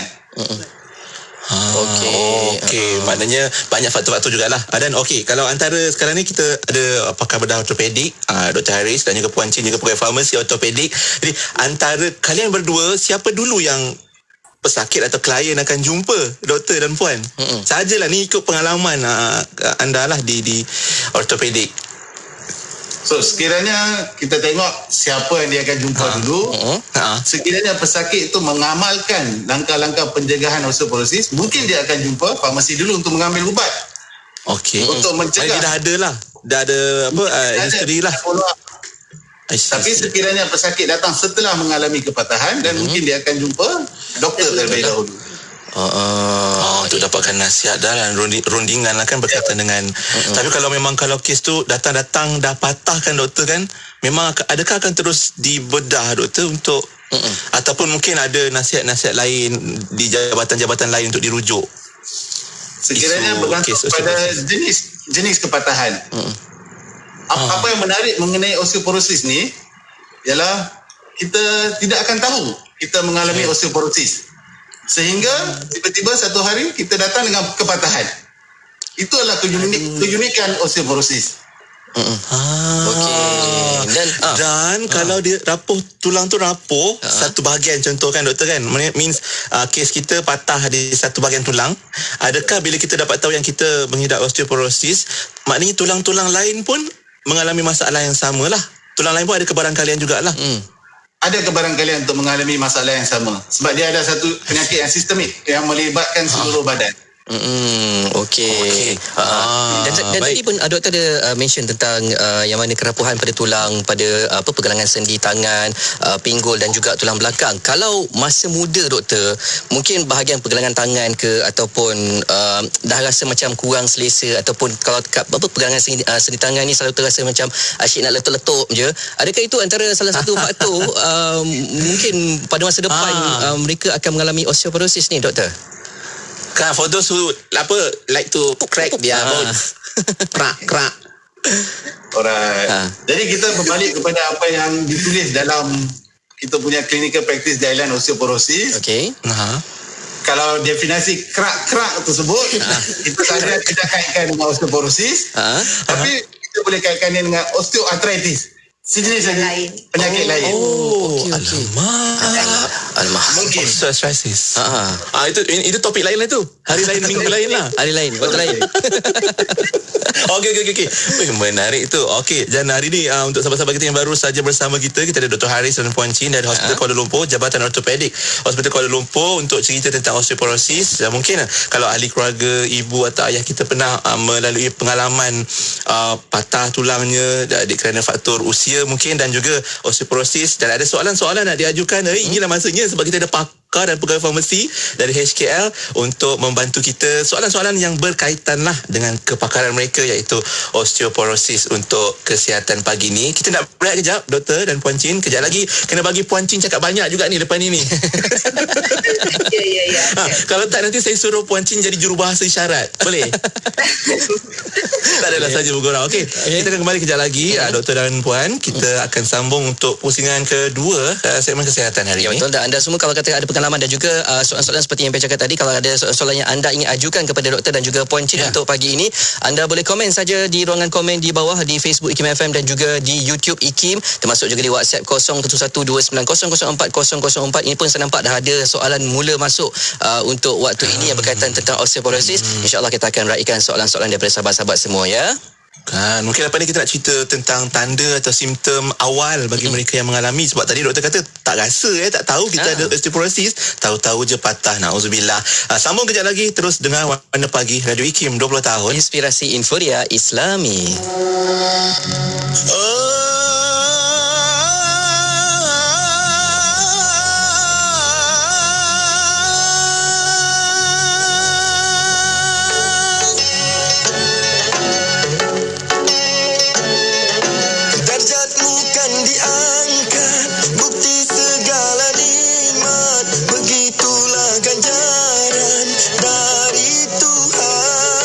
Membentuk peribadi luhurnya sanubari agar sucinya jiwa dari muda. Ilmu akal laksana mata, lihat cahaya sempurna. Pelita ilmu menjaga nafsu dari dibelenggu jiwa yang lesu. Pelita ilmu menjaga kalbu menjadi temanku saat ku perlu.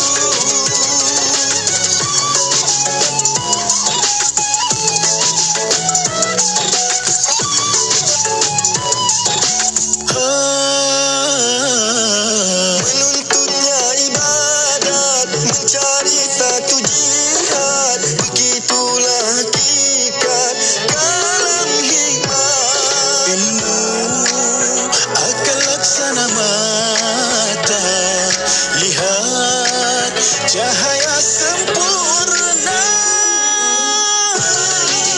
Ilmu menjaga nafsu dari dibelenggu jiwa yang lesu. Pelita ilmu menjaga kalbu menjadi temanku saat ku perlu.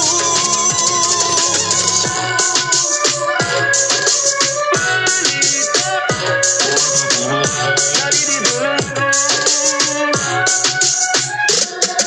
Santapan ilmu penunjuk jalan jadi amalan penguat iman. Pelita ilmu menjaga nafsu dari dibelenggu jiwa yang lesu.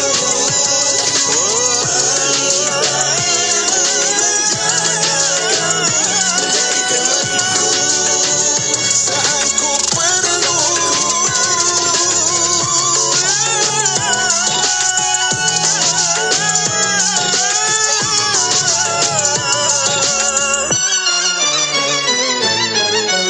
Ya, selain daripada Negeri Sembilan, Ipoh dan juga di Pulau Pinang, anda boleh dengarkan kami di 102.7 FM. Kembali bersama Pian dan juga Hazun untuk Warna Pagi pada waktu ini. Dan kita masih lagi bersama menerusi segmen kesihatan, membincangkan tentang tajuk osteoporosis, bagaimanakah pencegahan dan juga rawatan yang perlu kita berikan. Dan masih lagi bersama kita dua orang dari Hospital Kuala Lumpur, iaitu Dr. Muhammad Haris Anwar Ali Khan yang merupakan pakar bedah ortopedik, dan juga pegawai farmasi kita iaitu Puan Chin Poh Ling pagi ini ya. Ya, Dr. Haris dan Puan Chin okey kat sana? Semua okey ya? Okey. Okey, baik. Alhamdulillah, terima kasih doktor dan Puan Chin dan juga sahabat-sahabat kita.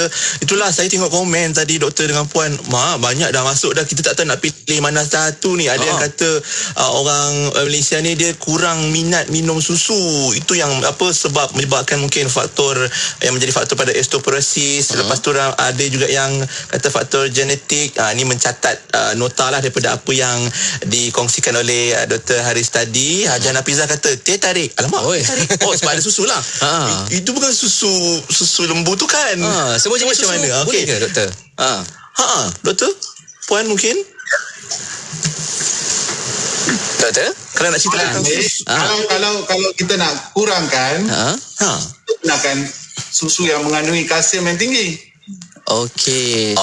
Minuman, tapi pada masa yang sama, peningkatan kafein, minum lebih banyak kafein akan meningkatkan risiko osteoporosis.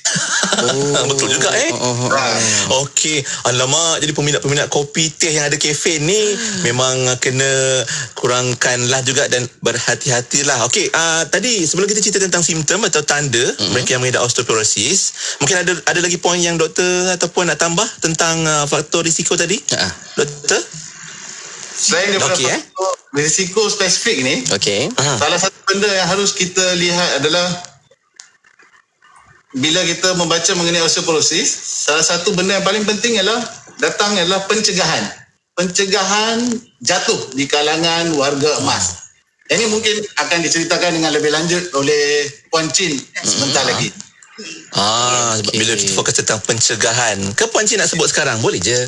Sebab itu salah satu faktor kan. Mungkin Puan Chin boleh jelaskan bagaimana mencegah daripada jatuh tu juga mencegah osteoporosis. Ya, saya Puan Chin. Yang ni saya akan jelas lebih lanjut sikit lah. Kalau nak cara penjagaan pesakit osteoporosis yang terutamanya warga emas, saya ada beberapa tip panduan yang boleh diberikan lah.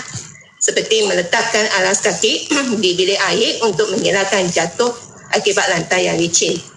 Atau kami boleh pasang itu pemegang dekat bilik air, tangga atau tandas yang boleh memudahkan warga emas untuk bergerak atau berjalan lah.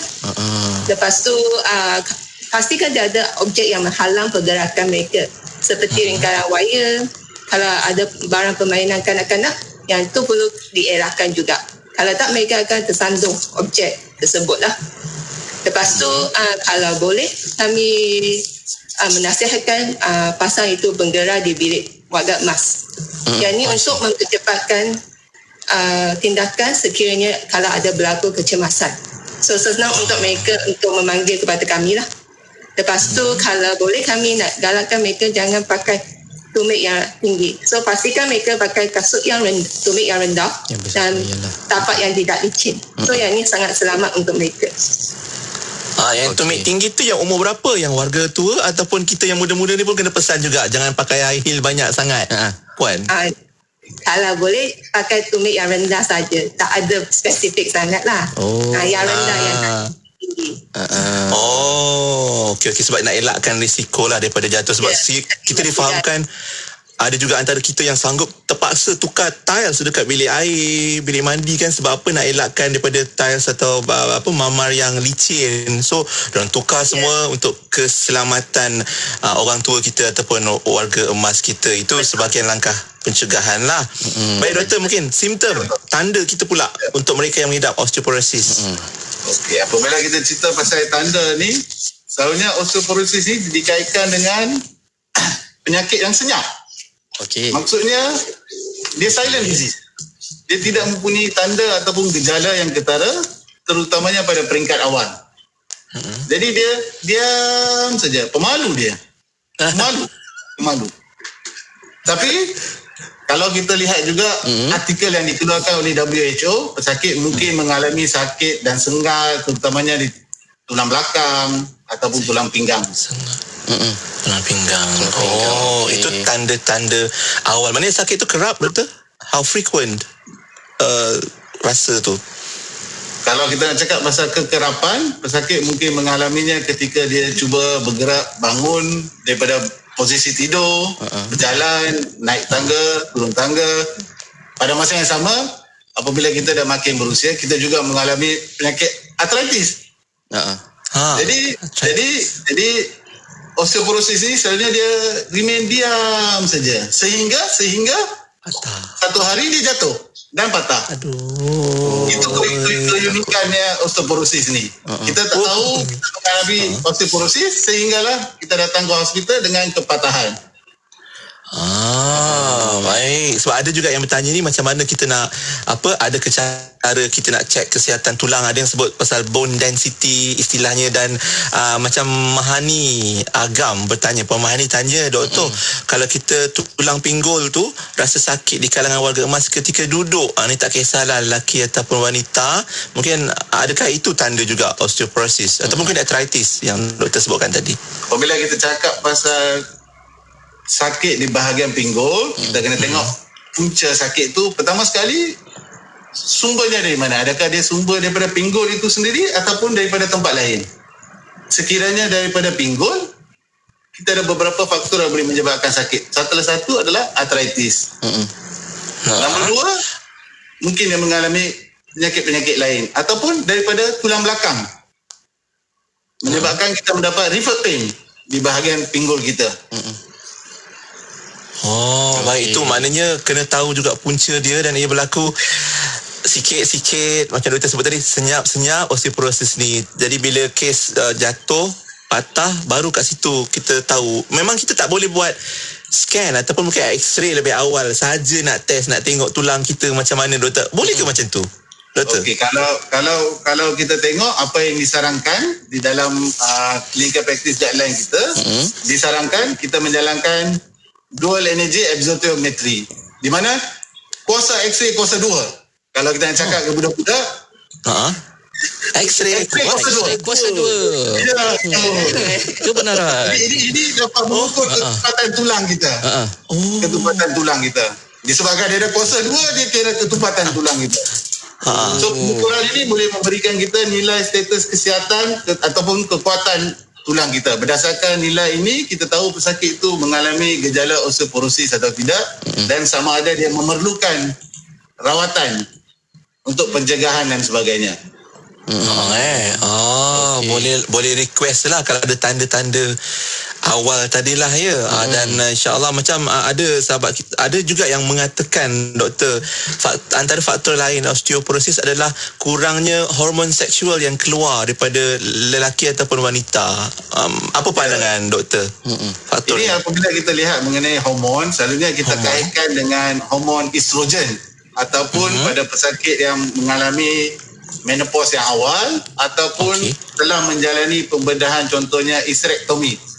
Jadi hormon estrogen ni adalah salah satu risiko untuk mendapat penyakit osteoporosis.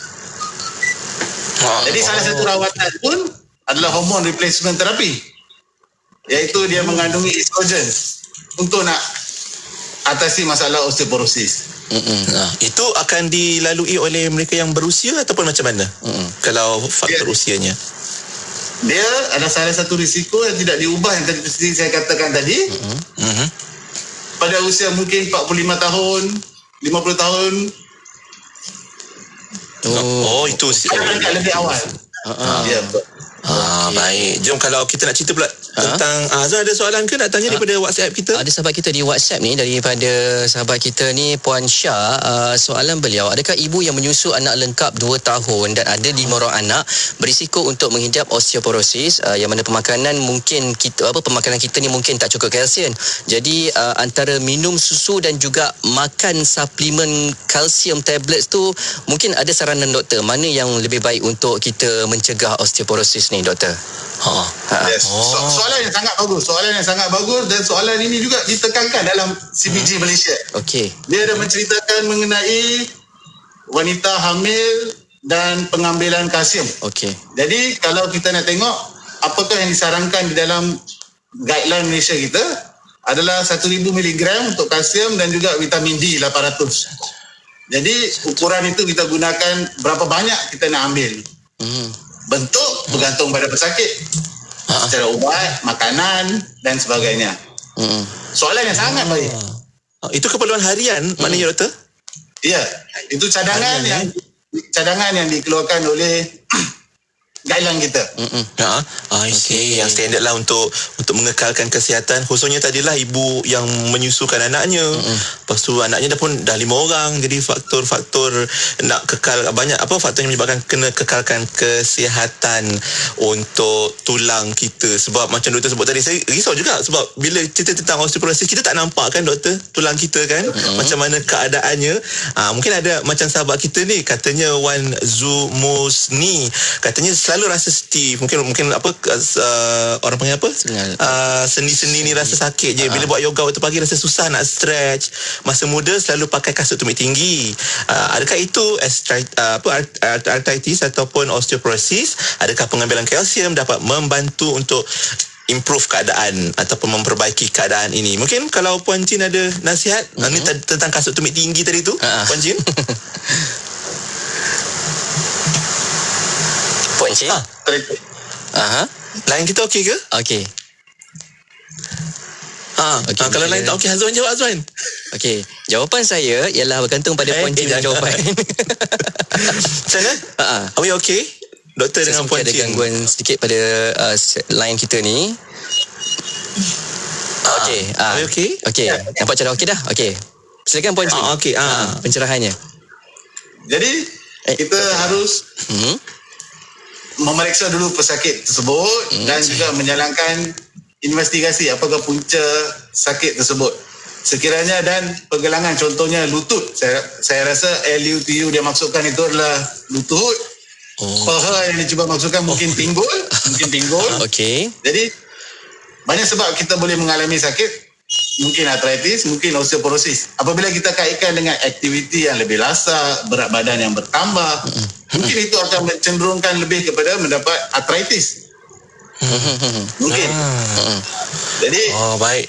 Kita hanya jawab soalan ni apabila kita memeriksa dengan lebih lanjut sakit tersebut.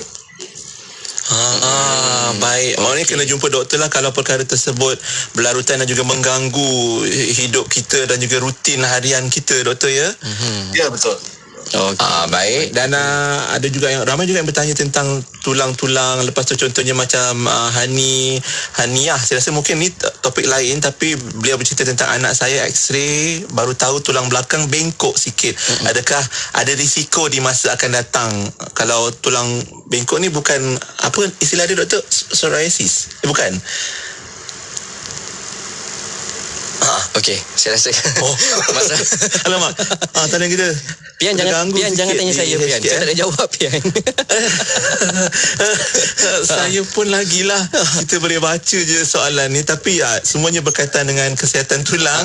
Doktor, okey, Puan Chin okey? Dengan clear? Okey. Maafkan kami, doktor. Itulah, kami nervous sikit bila doktor hilang. Itulah, kami terus panik bila doktor hilang dengan Puan Chin hilang dari pandangan. Jadi kalau dia tanya pasal tulang belakang bengkok, saya rasa dia lebih maksudkan kepada skoliosis. Salah satu bentuk pesakit mungkin hadir dengan osteoporosis adalah apabila dia makin membongkok. Maksudnya tulang belakang dia makin kemik. Dia ada kepatahan di tulang belakang. Mungkin itu salah satu tanda-tanda dia mengalami osteoporotic fracture. Kepatahan disebabkan oleh osteoporosis. Macam tu sekali maknanya banyak macam-macam tanda-tanda juga yang boleh dikesan. Ada yang mungkin dia mungkin tak boleh dikesan lebih awal, tapi lebih later ataupun kemudiannya kita akan dapati yang kita ada osteoporosis ni. Mungkin kalau dari sudut rawatan, mungkin Puan Chin nak sambung juga tentang rawatan, apa ubat-ubatan mungkin yang dinasihatkan untuk mereka yang ada osteoporosis. Puan Chin? Okey. Selamat pagi kepada semua. Kalau ikut pakar bedah ortopedik HKL kami, malaman yang utama ialah kami kena mengawal kesakitan dia. Yang kedua, kami ingin memperlahankan atau memberhentikan kehilangan tulang. Lagi satu ialah mencegah keretakan tulang. Dan lagi satu ialah meminimkan risiko untuk jatuh yang boleh menyebabkan keretakan atau kepatahan tulang. So kalau ikut ini, kami ada rawatan spesifik adalah macam dua jenis lah, iaitu ubat-ubatan dan pembedahan. Rawatan secara pembedahan yang itu umumnya dalam keadaan apabila kepatahan tulang telah berlaku. Namun bukan semua kepatahan tulang macam doktor cakap osteoporosis perlukan pembedahan. Tapi so kami kena mencegahkan dia. Kami ada jenis ubat-ubatan lah, termasuk suplemen di farmasi dan hospital yang digunakan untuk mencegah atau mengawal osteoporosis ini. So lazimnya ubat-ubat yang biasa digunakan untuk mengurangkan proses pengikisan tulang oleh sel osteoblast. Lagi satu untuk meningkatkan ketepatan tulang juga. Dan untuk meningkatkan paras vitamin D juga. So kalau nama ada juga ubat yang boleh mengaktifkan sel osteoblast. So sel ini untuk bertanggungjawab untuk menghasilkan tulang yang baru. Dia juga boleh mengurangkan risiko kepatahan tulang. Kalau ikut sini kami ada beberapa jenis ubat lah. Dalam kumpulan ini ialah macam contoh ialah biphosphonate, lagi satu ialah perencat reh, dikenali sebagai receptor activator of nuclear factor kappa beta ligand. Lagi satu macam terapi ganti yang hormon estrogen yang diceritakan, selective estrogen receptor modulators, vitamin D dan sebagainya. Tapi saya akan terang lagi lanjutlah sikit tentang ubat yang biasa digunakan dalam fasiliti kami. Macam kalau ikut dalam fasiliti kami guna biphosphonate group, iaitu merencap pengikisan tulang oleh sel osteoklas. Dan dengan itu kentupatan tulang pun dapat dikekalkan. So contoh ubat dalam ni ialah alendronate. Yang tu ialah nama ubat dia. Atau yang lagi dikenali sebagai jenama ubat ialah Fosamax. So pesakit kalau ikut diberikan ubat alendronate ini, perlu memberi perhatian kepada cara pengambilan ubat ini. So ubat alendronate perlu diambil sekali seminggu.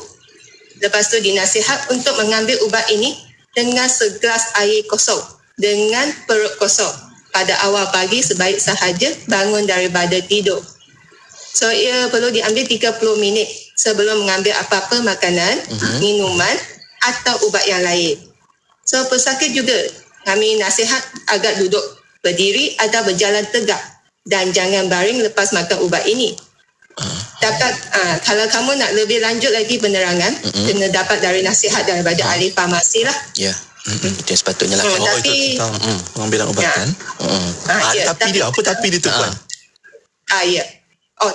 Tetapi jangka masa pengambilan ubat ini akan dinilai oleh doktor kami yang merawat bergantung kepada keadaan pesakit. Tetapi dia juga ada kesan sampingan jugalah ubat biphosphonate ini. Macam sakit perut, ciri-birik, gangguan penghadaman, loya, pedih ulu hati. Yang tu biasa kami dengar lah kesan sampingan ni. So kalau lepas tu saya nak sambung sikit tentang hormone replacement therapy. Yang ni pun boleh melambatkan osteoporosis. Namun dia dah boleh menimbulkan kembali gejala putus haid lah. Apa kata yang dikatakan menopause. So HRT juga boleh meningkatkan risiko kanser payudara dan kanser rahim. Tapi apa-apa penggunaan ubat ini, kami kena bergantung kepada tahap osteoporosis yang mereka sedang hidapi serta masalah kesihatan pesakit yang berkaitan. So jenis ubat yang boleh dimakan adalah berbeza dengan seorang pesakit dengan pesakit yang lain. So kalau ada apa-apa kena bincang dengan doktor atau ahli farmasi. Kena tanya apa ubat yang sesuai untuk diri anda lah. Mana kena dengar nasihat lah daripada farmasis kita dan juga doktor, sebab tadi pun banyak solusi yang membantu kepada untuk kepadatan tulang, lepas tu boleh juga rawatan untuk hormone replacement therapy dan juga suplemen. Cakap tentang suplemen ni mungkin sekejap lagi ramai juga yang bertanya, kalau yang tak suka minum susu tu boleh ke makan kapsul kalsium macam tu? Kejap lagi kita jawab lah, termasuk tips-tips pencegahan osteoporosis. Dan doktor, kalau kita boleh tengok satu soalan ni sebelum kita berehat. Mana tadi? Ni Faizal Nayan, kita baca dulu komennya, lepas ni kita jawab. Katanya 45 tahun, saya ada sejarah plantar fasciitis dan spur kaki sebelah kiri. 3 bulan lalu saya cuba kembali berbasikal, dapat rasa kesakitan di bahagian punggung, pinggul, dan saya berhenti berbasikal. Cuma rasa sakit tu masih berlarutan. Adakah itu masalah tulang di bahagian pinggul? Masalah apakah itu? Kejap lagi doktor insya-Allah. Kita simpan panjang.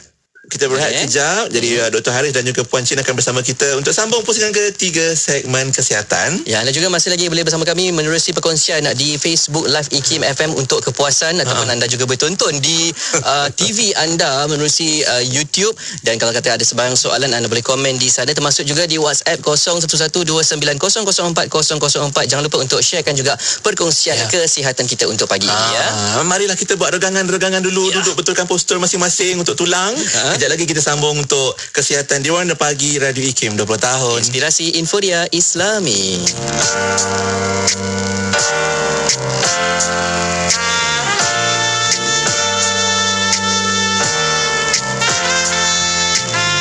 Terangilah hati ini, selimutkanlah raga ini dengan hidayahmu. Kuatkan imanku dan keredaanmu.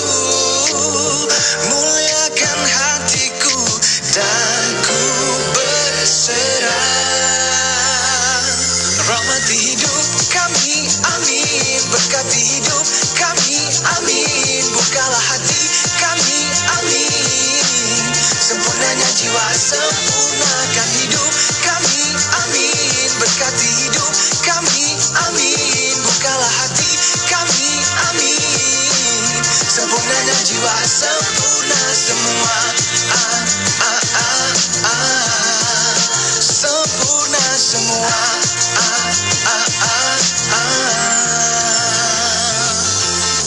Jauhiku dan lindungiku, sifat mazmum khilafku tak mampu. Dengan hidayahmu kuatkan imanmu dan keredaanmu, muliakan hatiku dan ku berserah. Rahmati hidup kami, amin. Berkati hidup kami, amin. Bukalah hati kami, amin. Sempurnanya jiwa, sempurnakan hidup kami, amin. Berkati hidup kami, amin. Bukalah hati kami, amin. Sempurnanya jiwa, sempurna manusia punya kelemahan untuk hadapi dunia. Rahmati hidup kami, amin. Berkati hidup kami, amin. Bukalah hati kami, amin. Sempurnanya jiwa, sempurnakan kami, amin. Berkati hidup kami, amin. Bukalah hati kami, amin. Sempurnanya jiwa, sempurnakan hidup kami, amin. Berkati hidup kami, amin. Bukalah hati kami, amin. Sempurnanya jiwa, sempurna semua. Sempurna semua.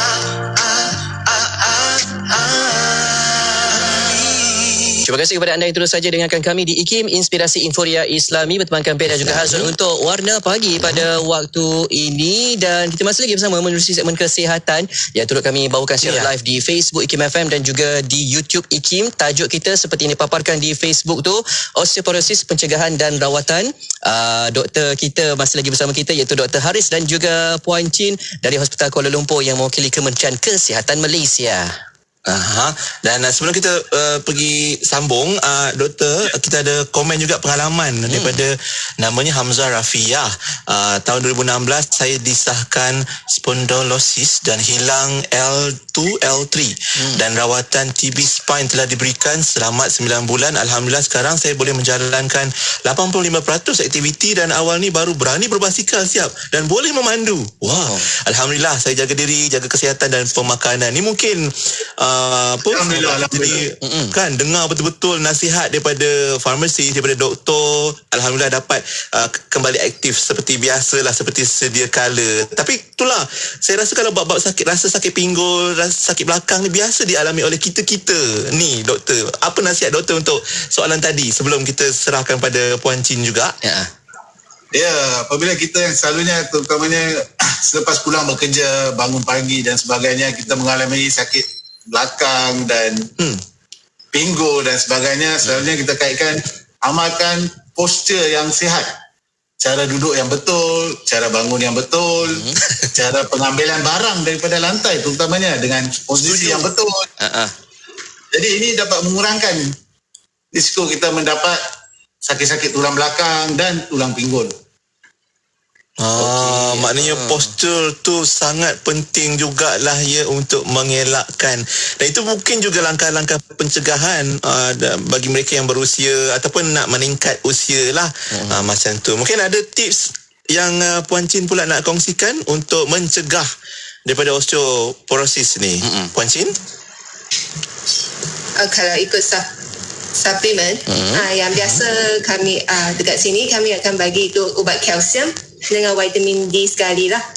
Yang ni untuk yang ni dapat boleh membantu meningkatkan kalsium, lepas tu mengekalkan tulang yang ada lah.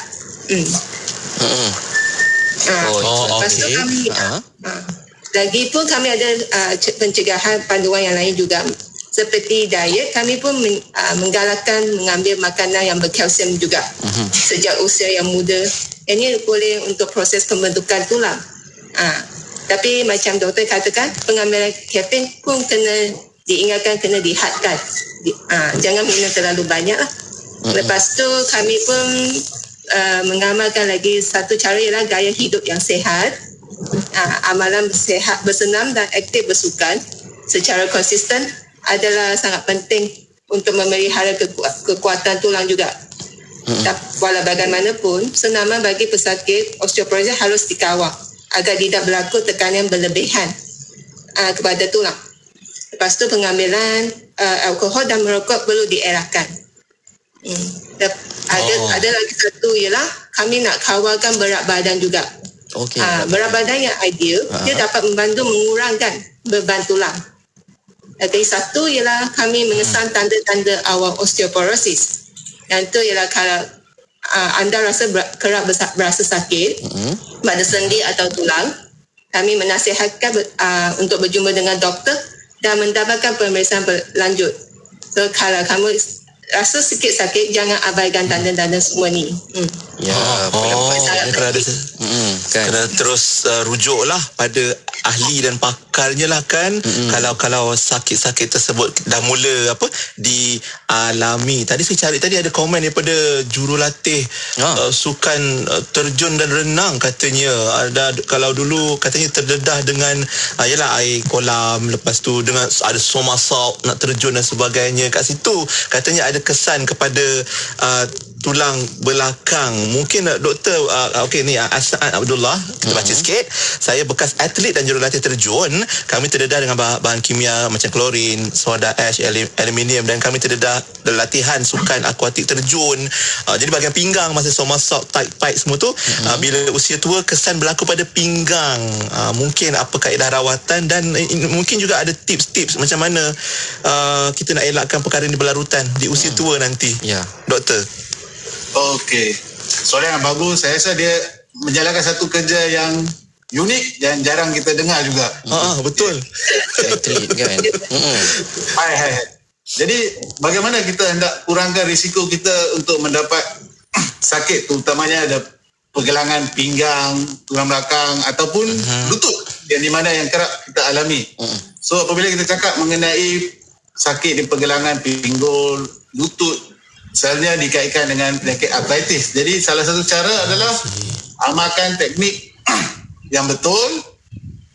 Nombor 2, kurangkan berat badan. Nombor 3, bersenam. Nombor 4, seperti yang dicarankan oleh Puan Chin tadi, adalah memakan kalsium, vitamin D dan juga diet yang seimbang. Kurangkan merokok, kurangkan pengambilan alkohol. Dan nombor 5, yang paling penting sekali, yang ni selalunya ditekankan oleh ketua jabatan saya dan ketua unit saya, ialah pencegahan. Pencegahan adalah rawatan pertama sekali dalam apa-apa penyakit. Pencegahan. Sekiranya kita mengalami kepatahan, terutamanya pada tulang pinggul, kenapa kita tekankan sangat mengenai pencegahan ni? Apabila kita dapat kepatahan di tulang pinggul ini, 20%, kajian mengatakan 20% pesakit yang mengalami kepatahan tulang pinggul ini akan mengalami kematian dalam masa 1 tahun. 20%. Dari 1 orang, 20 orang akan mengalami, ini berdasarkan kajian. 20 orang akan mengalami kematian dalam masa 1 tahun.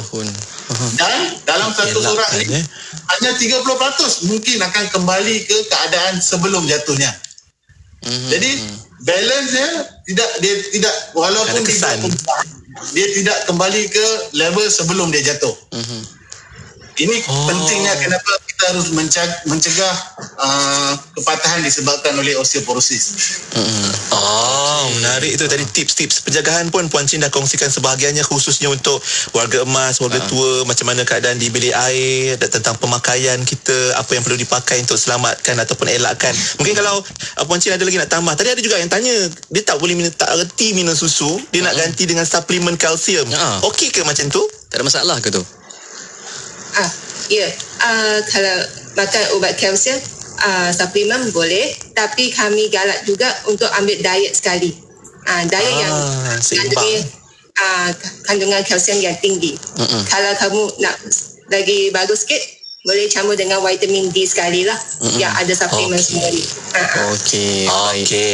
Itu caranya. Dan kita pun di ujung ni mungkin kita nak dengar sikit lah nasihat daripada Dr. Haris dengan Puan Chin pada sahabat pendengar kita untuk elakkan dan cegah osteoporosis. Mungkin kita bagi Puan Chin mula dulu, silakan kalau nasihatnya yang nak disampaikan.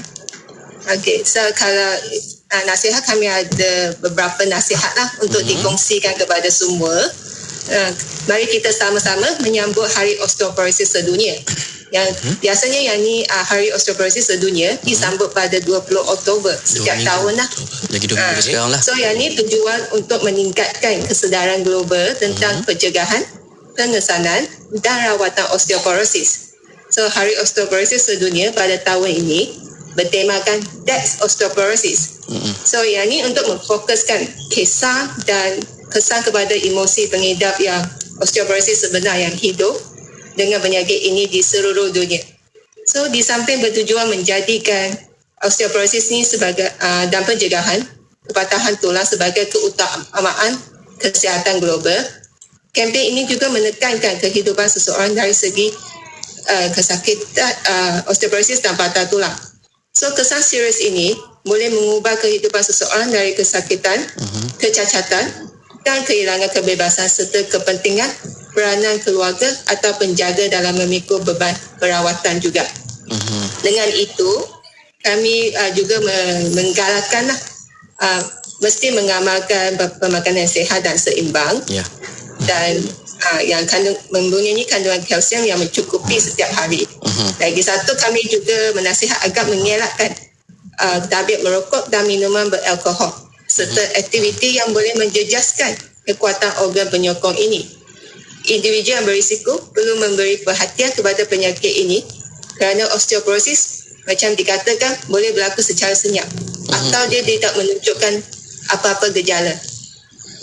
So kalau ada sebarang lanjut tentang pertanyaan berkaitan dengan ubat-ubatan, boleh pesakit atau orang awam boleh menghubungi Pusat Panggilan Farmasi Kebangsaan, National Pharmacy Call Center NPCC melalui talian 1800-886722. Yang ni boleh orang awam boleh menghubungi hari Isnin hingga Jumaat dari jam 8 pagi sampai 5 petang kecuali cuti umum kan.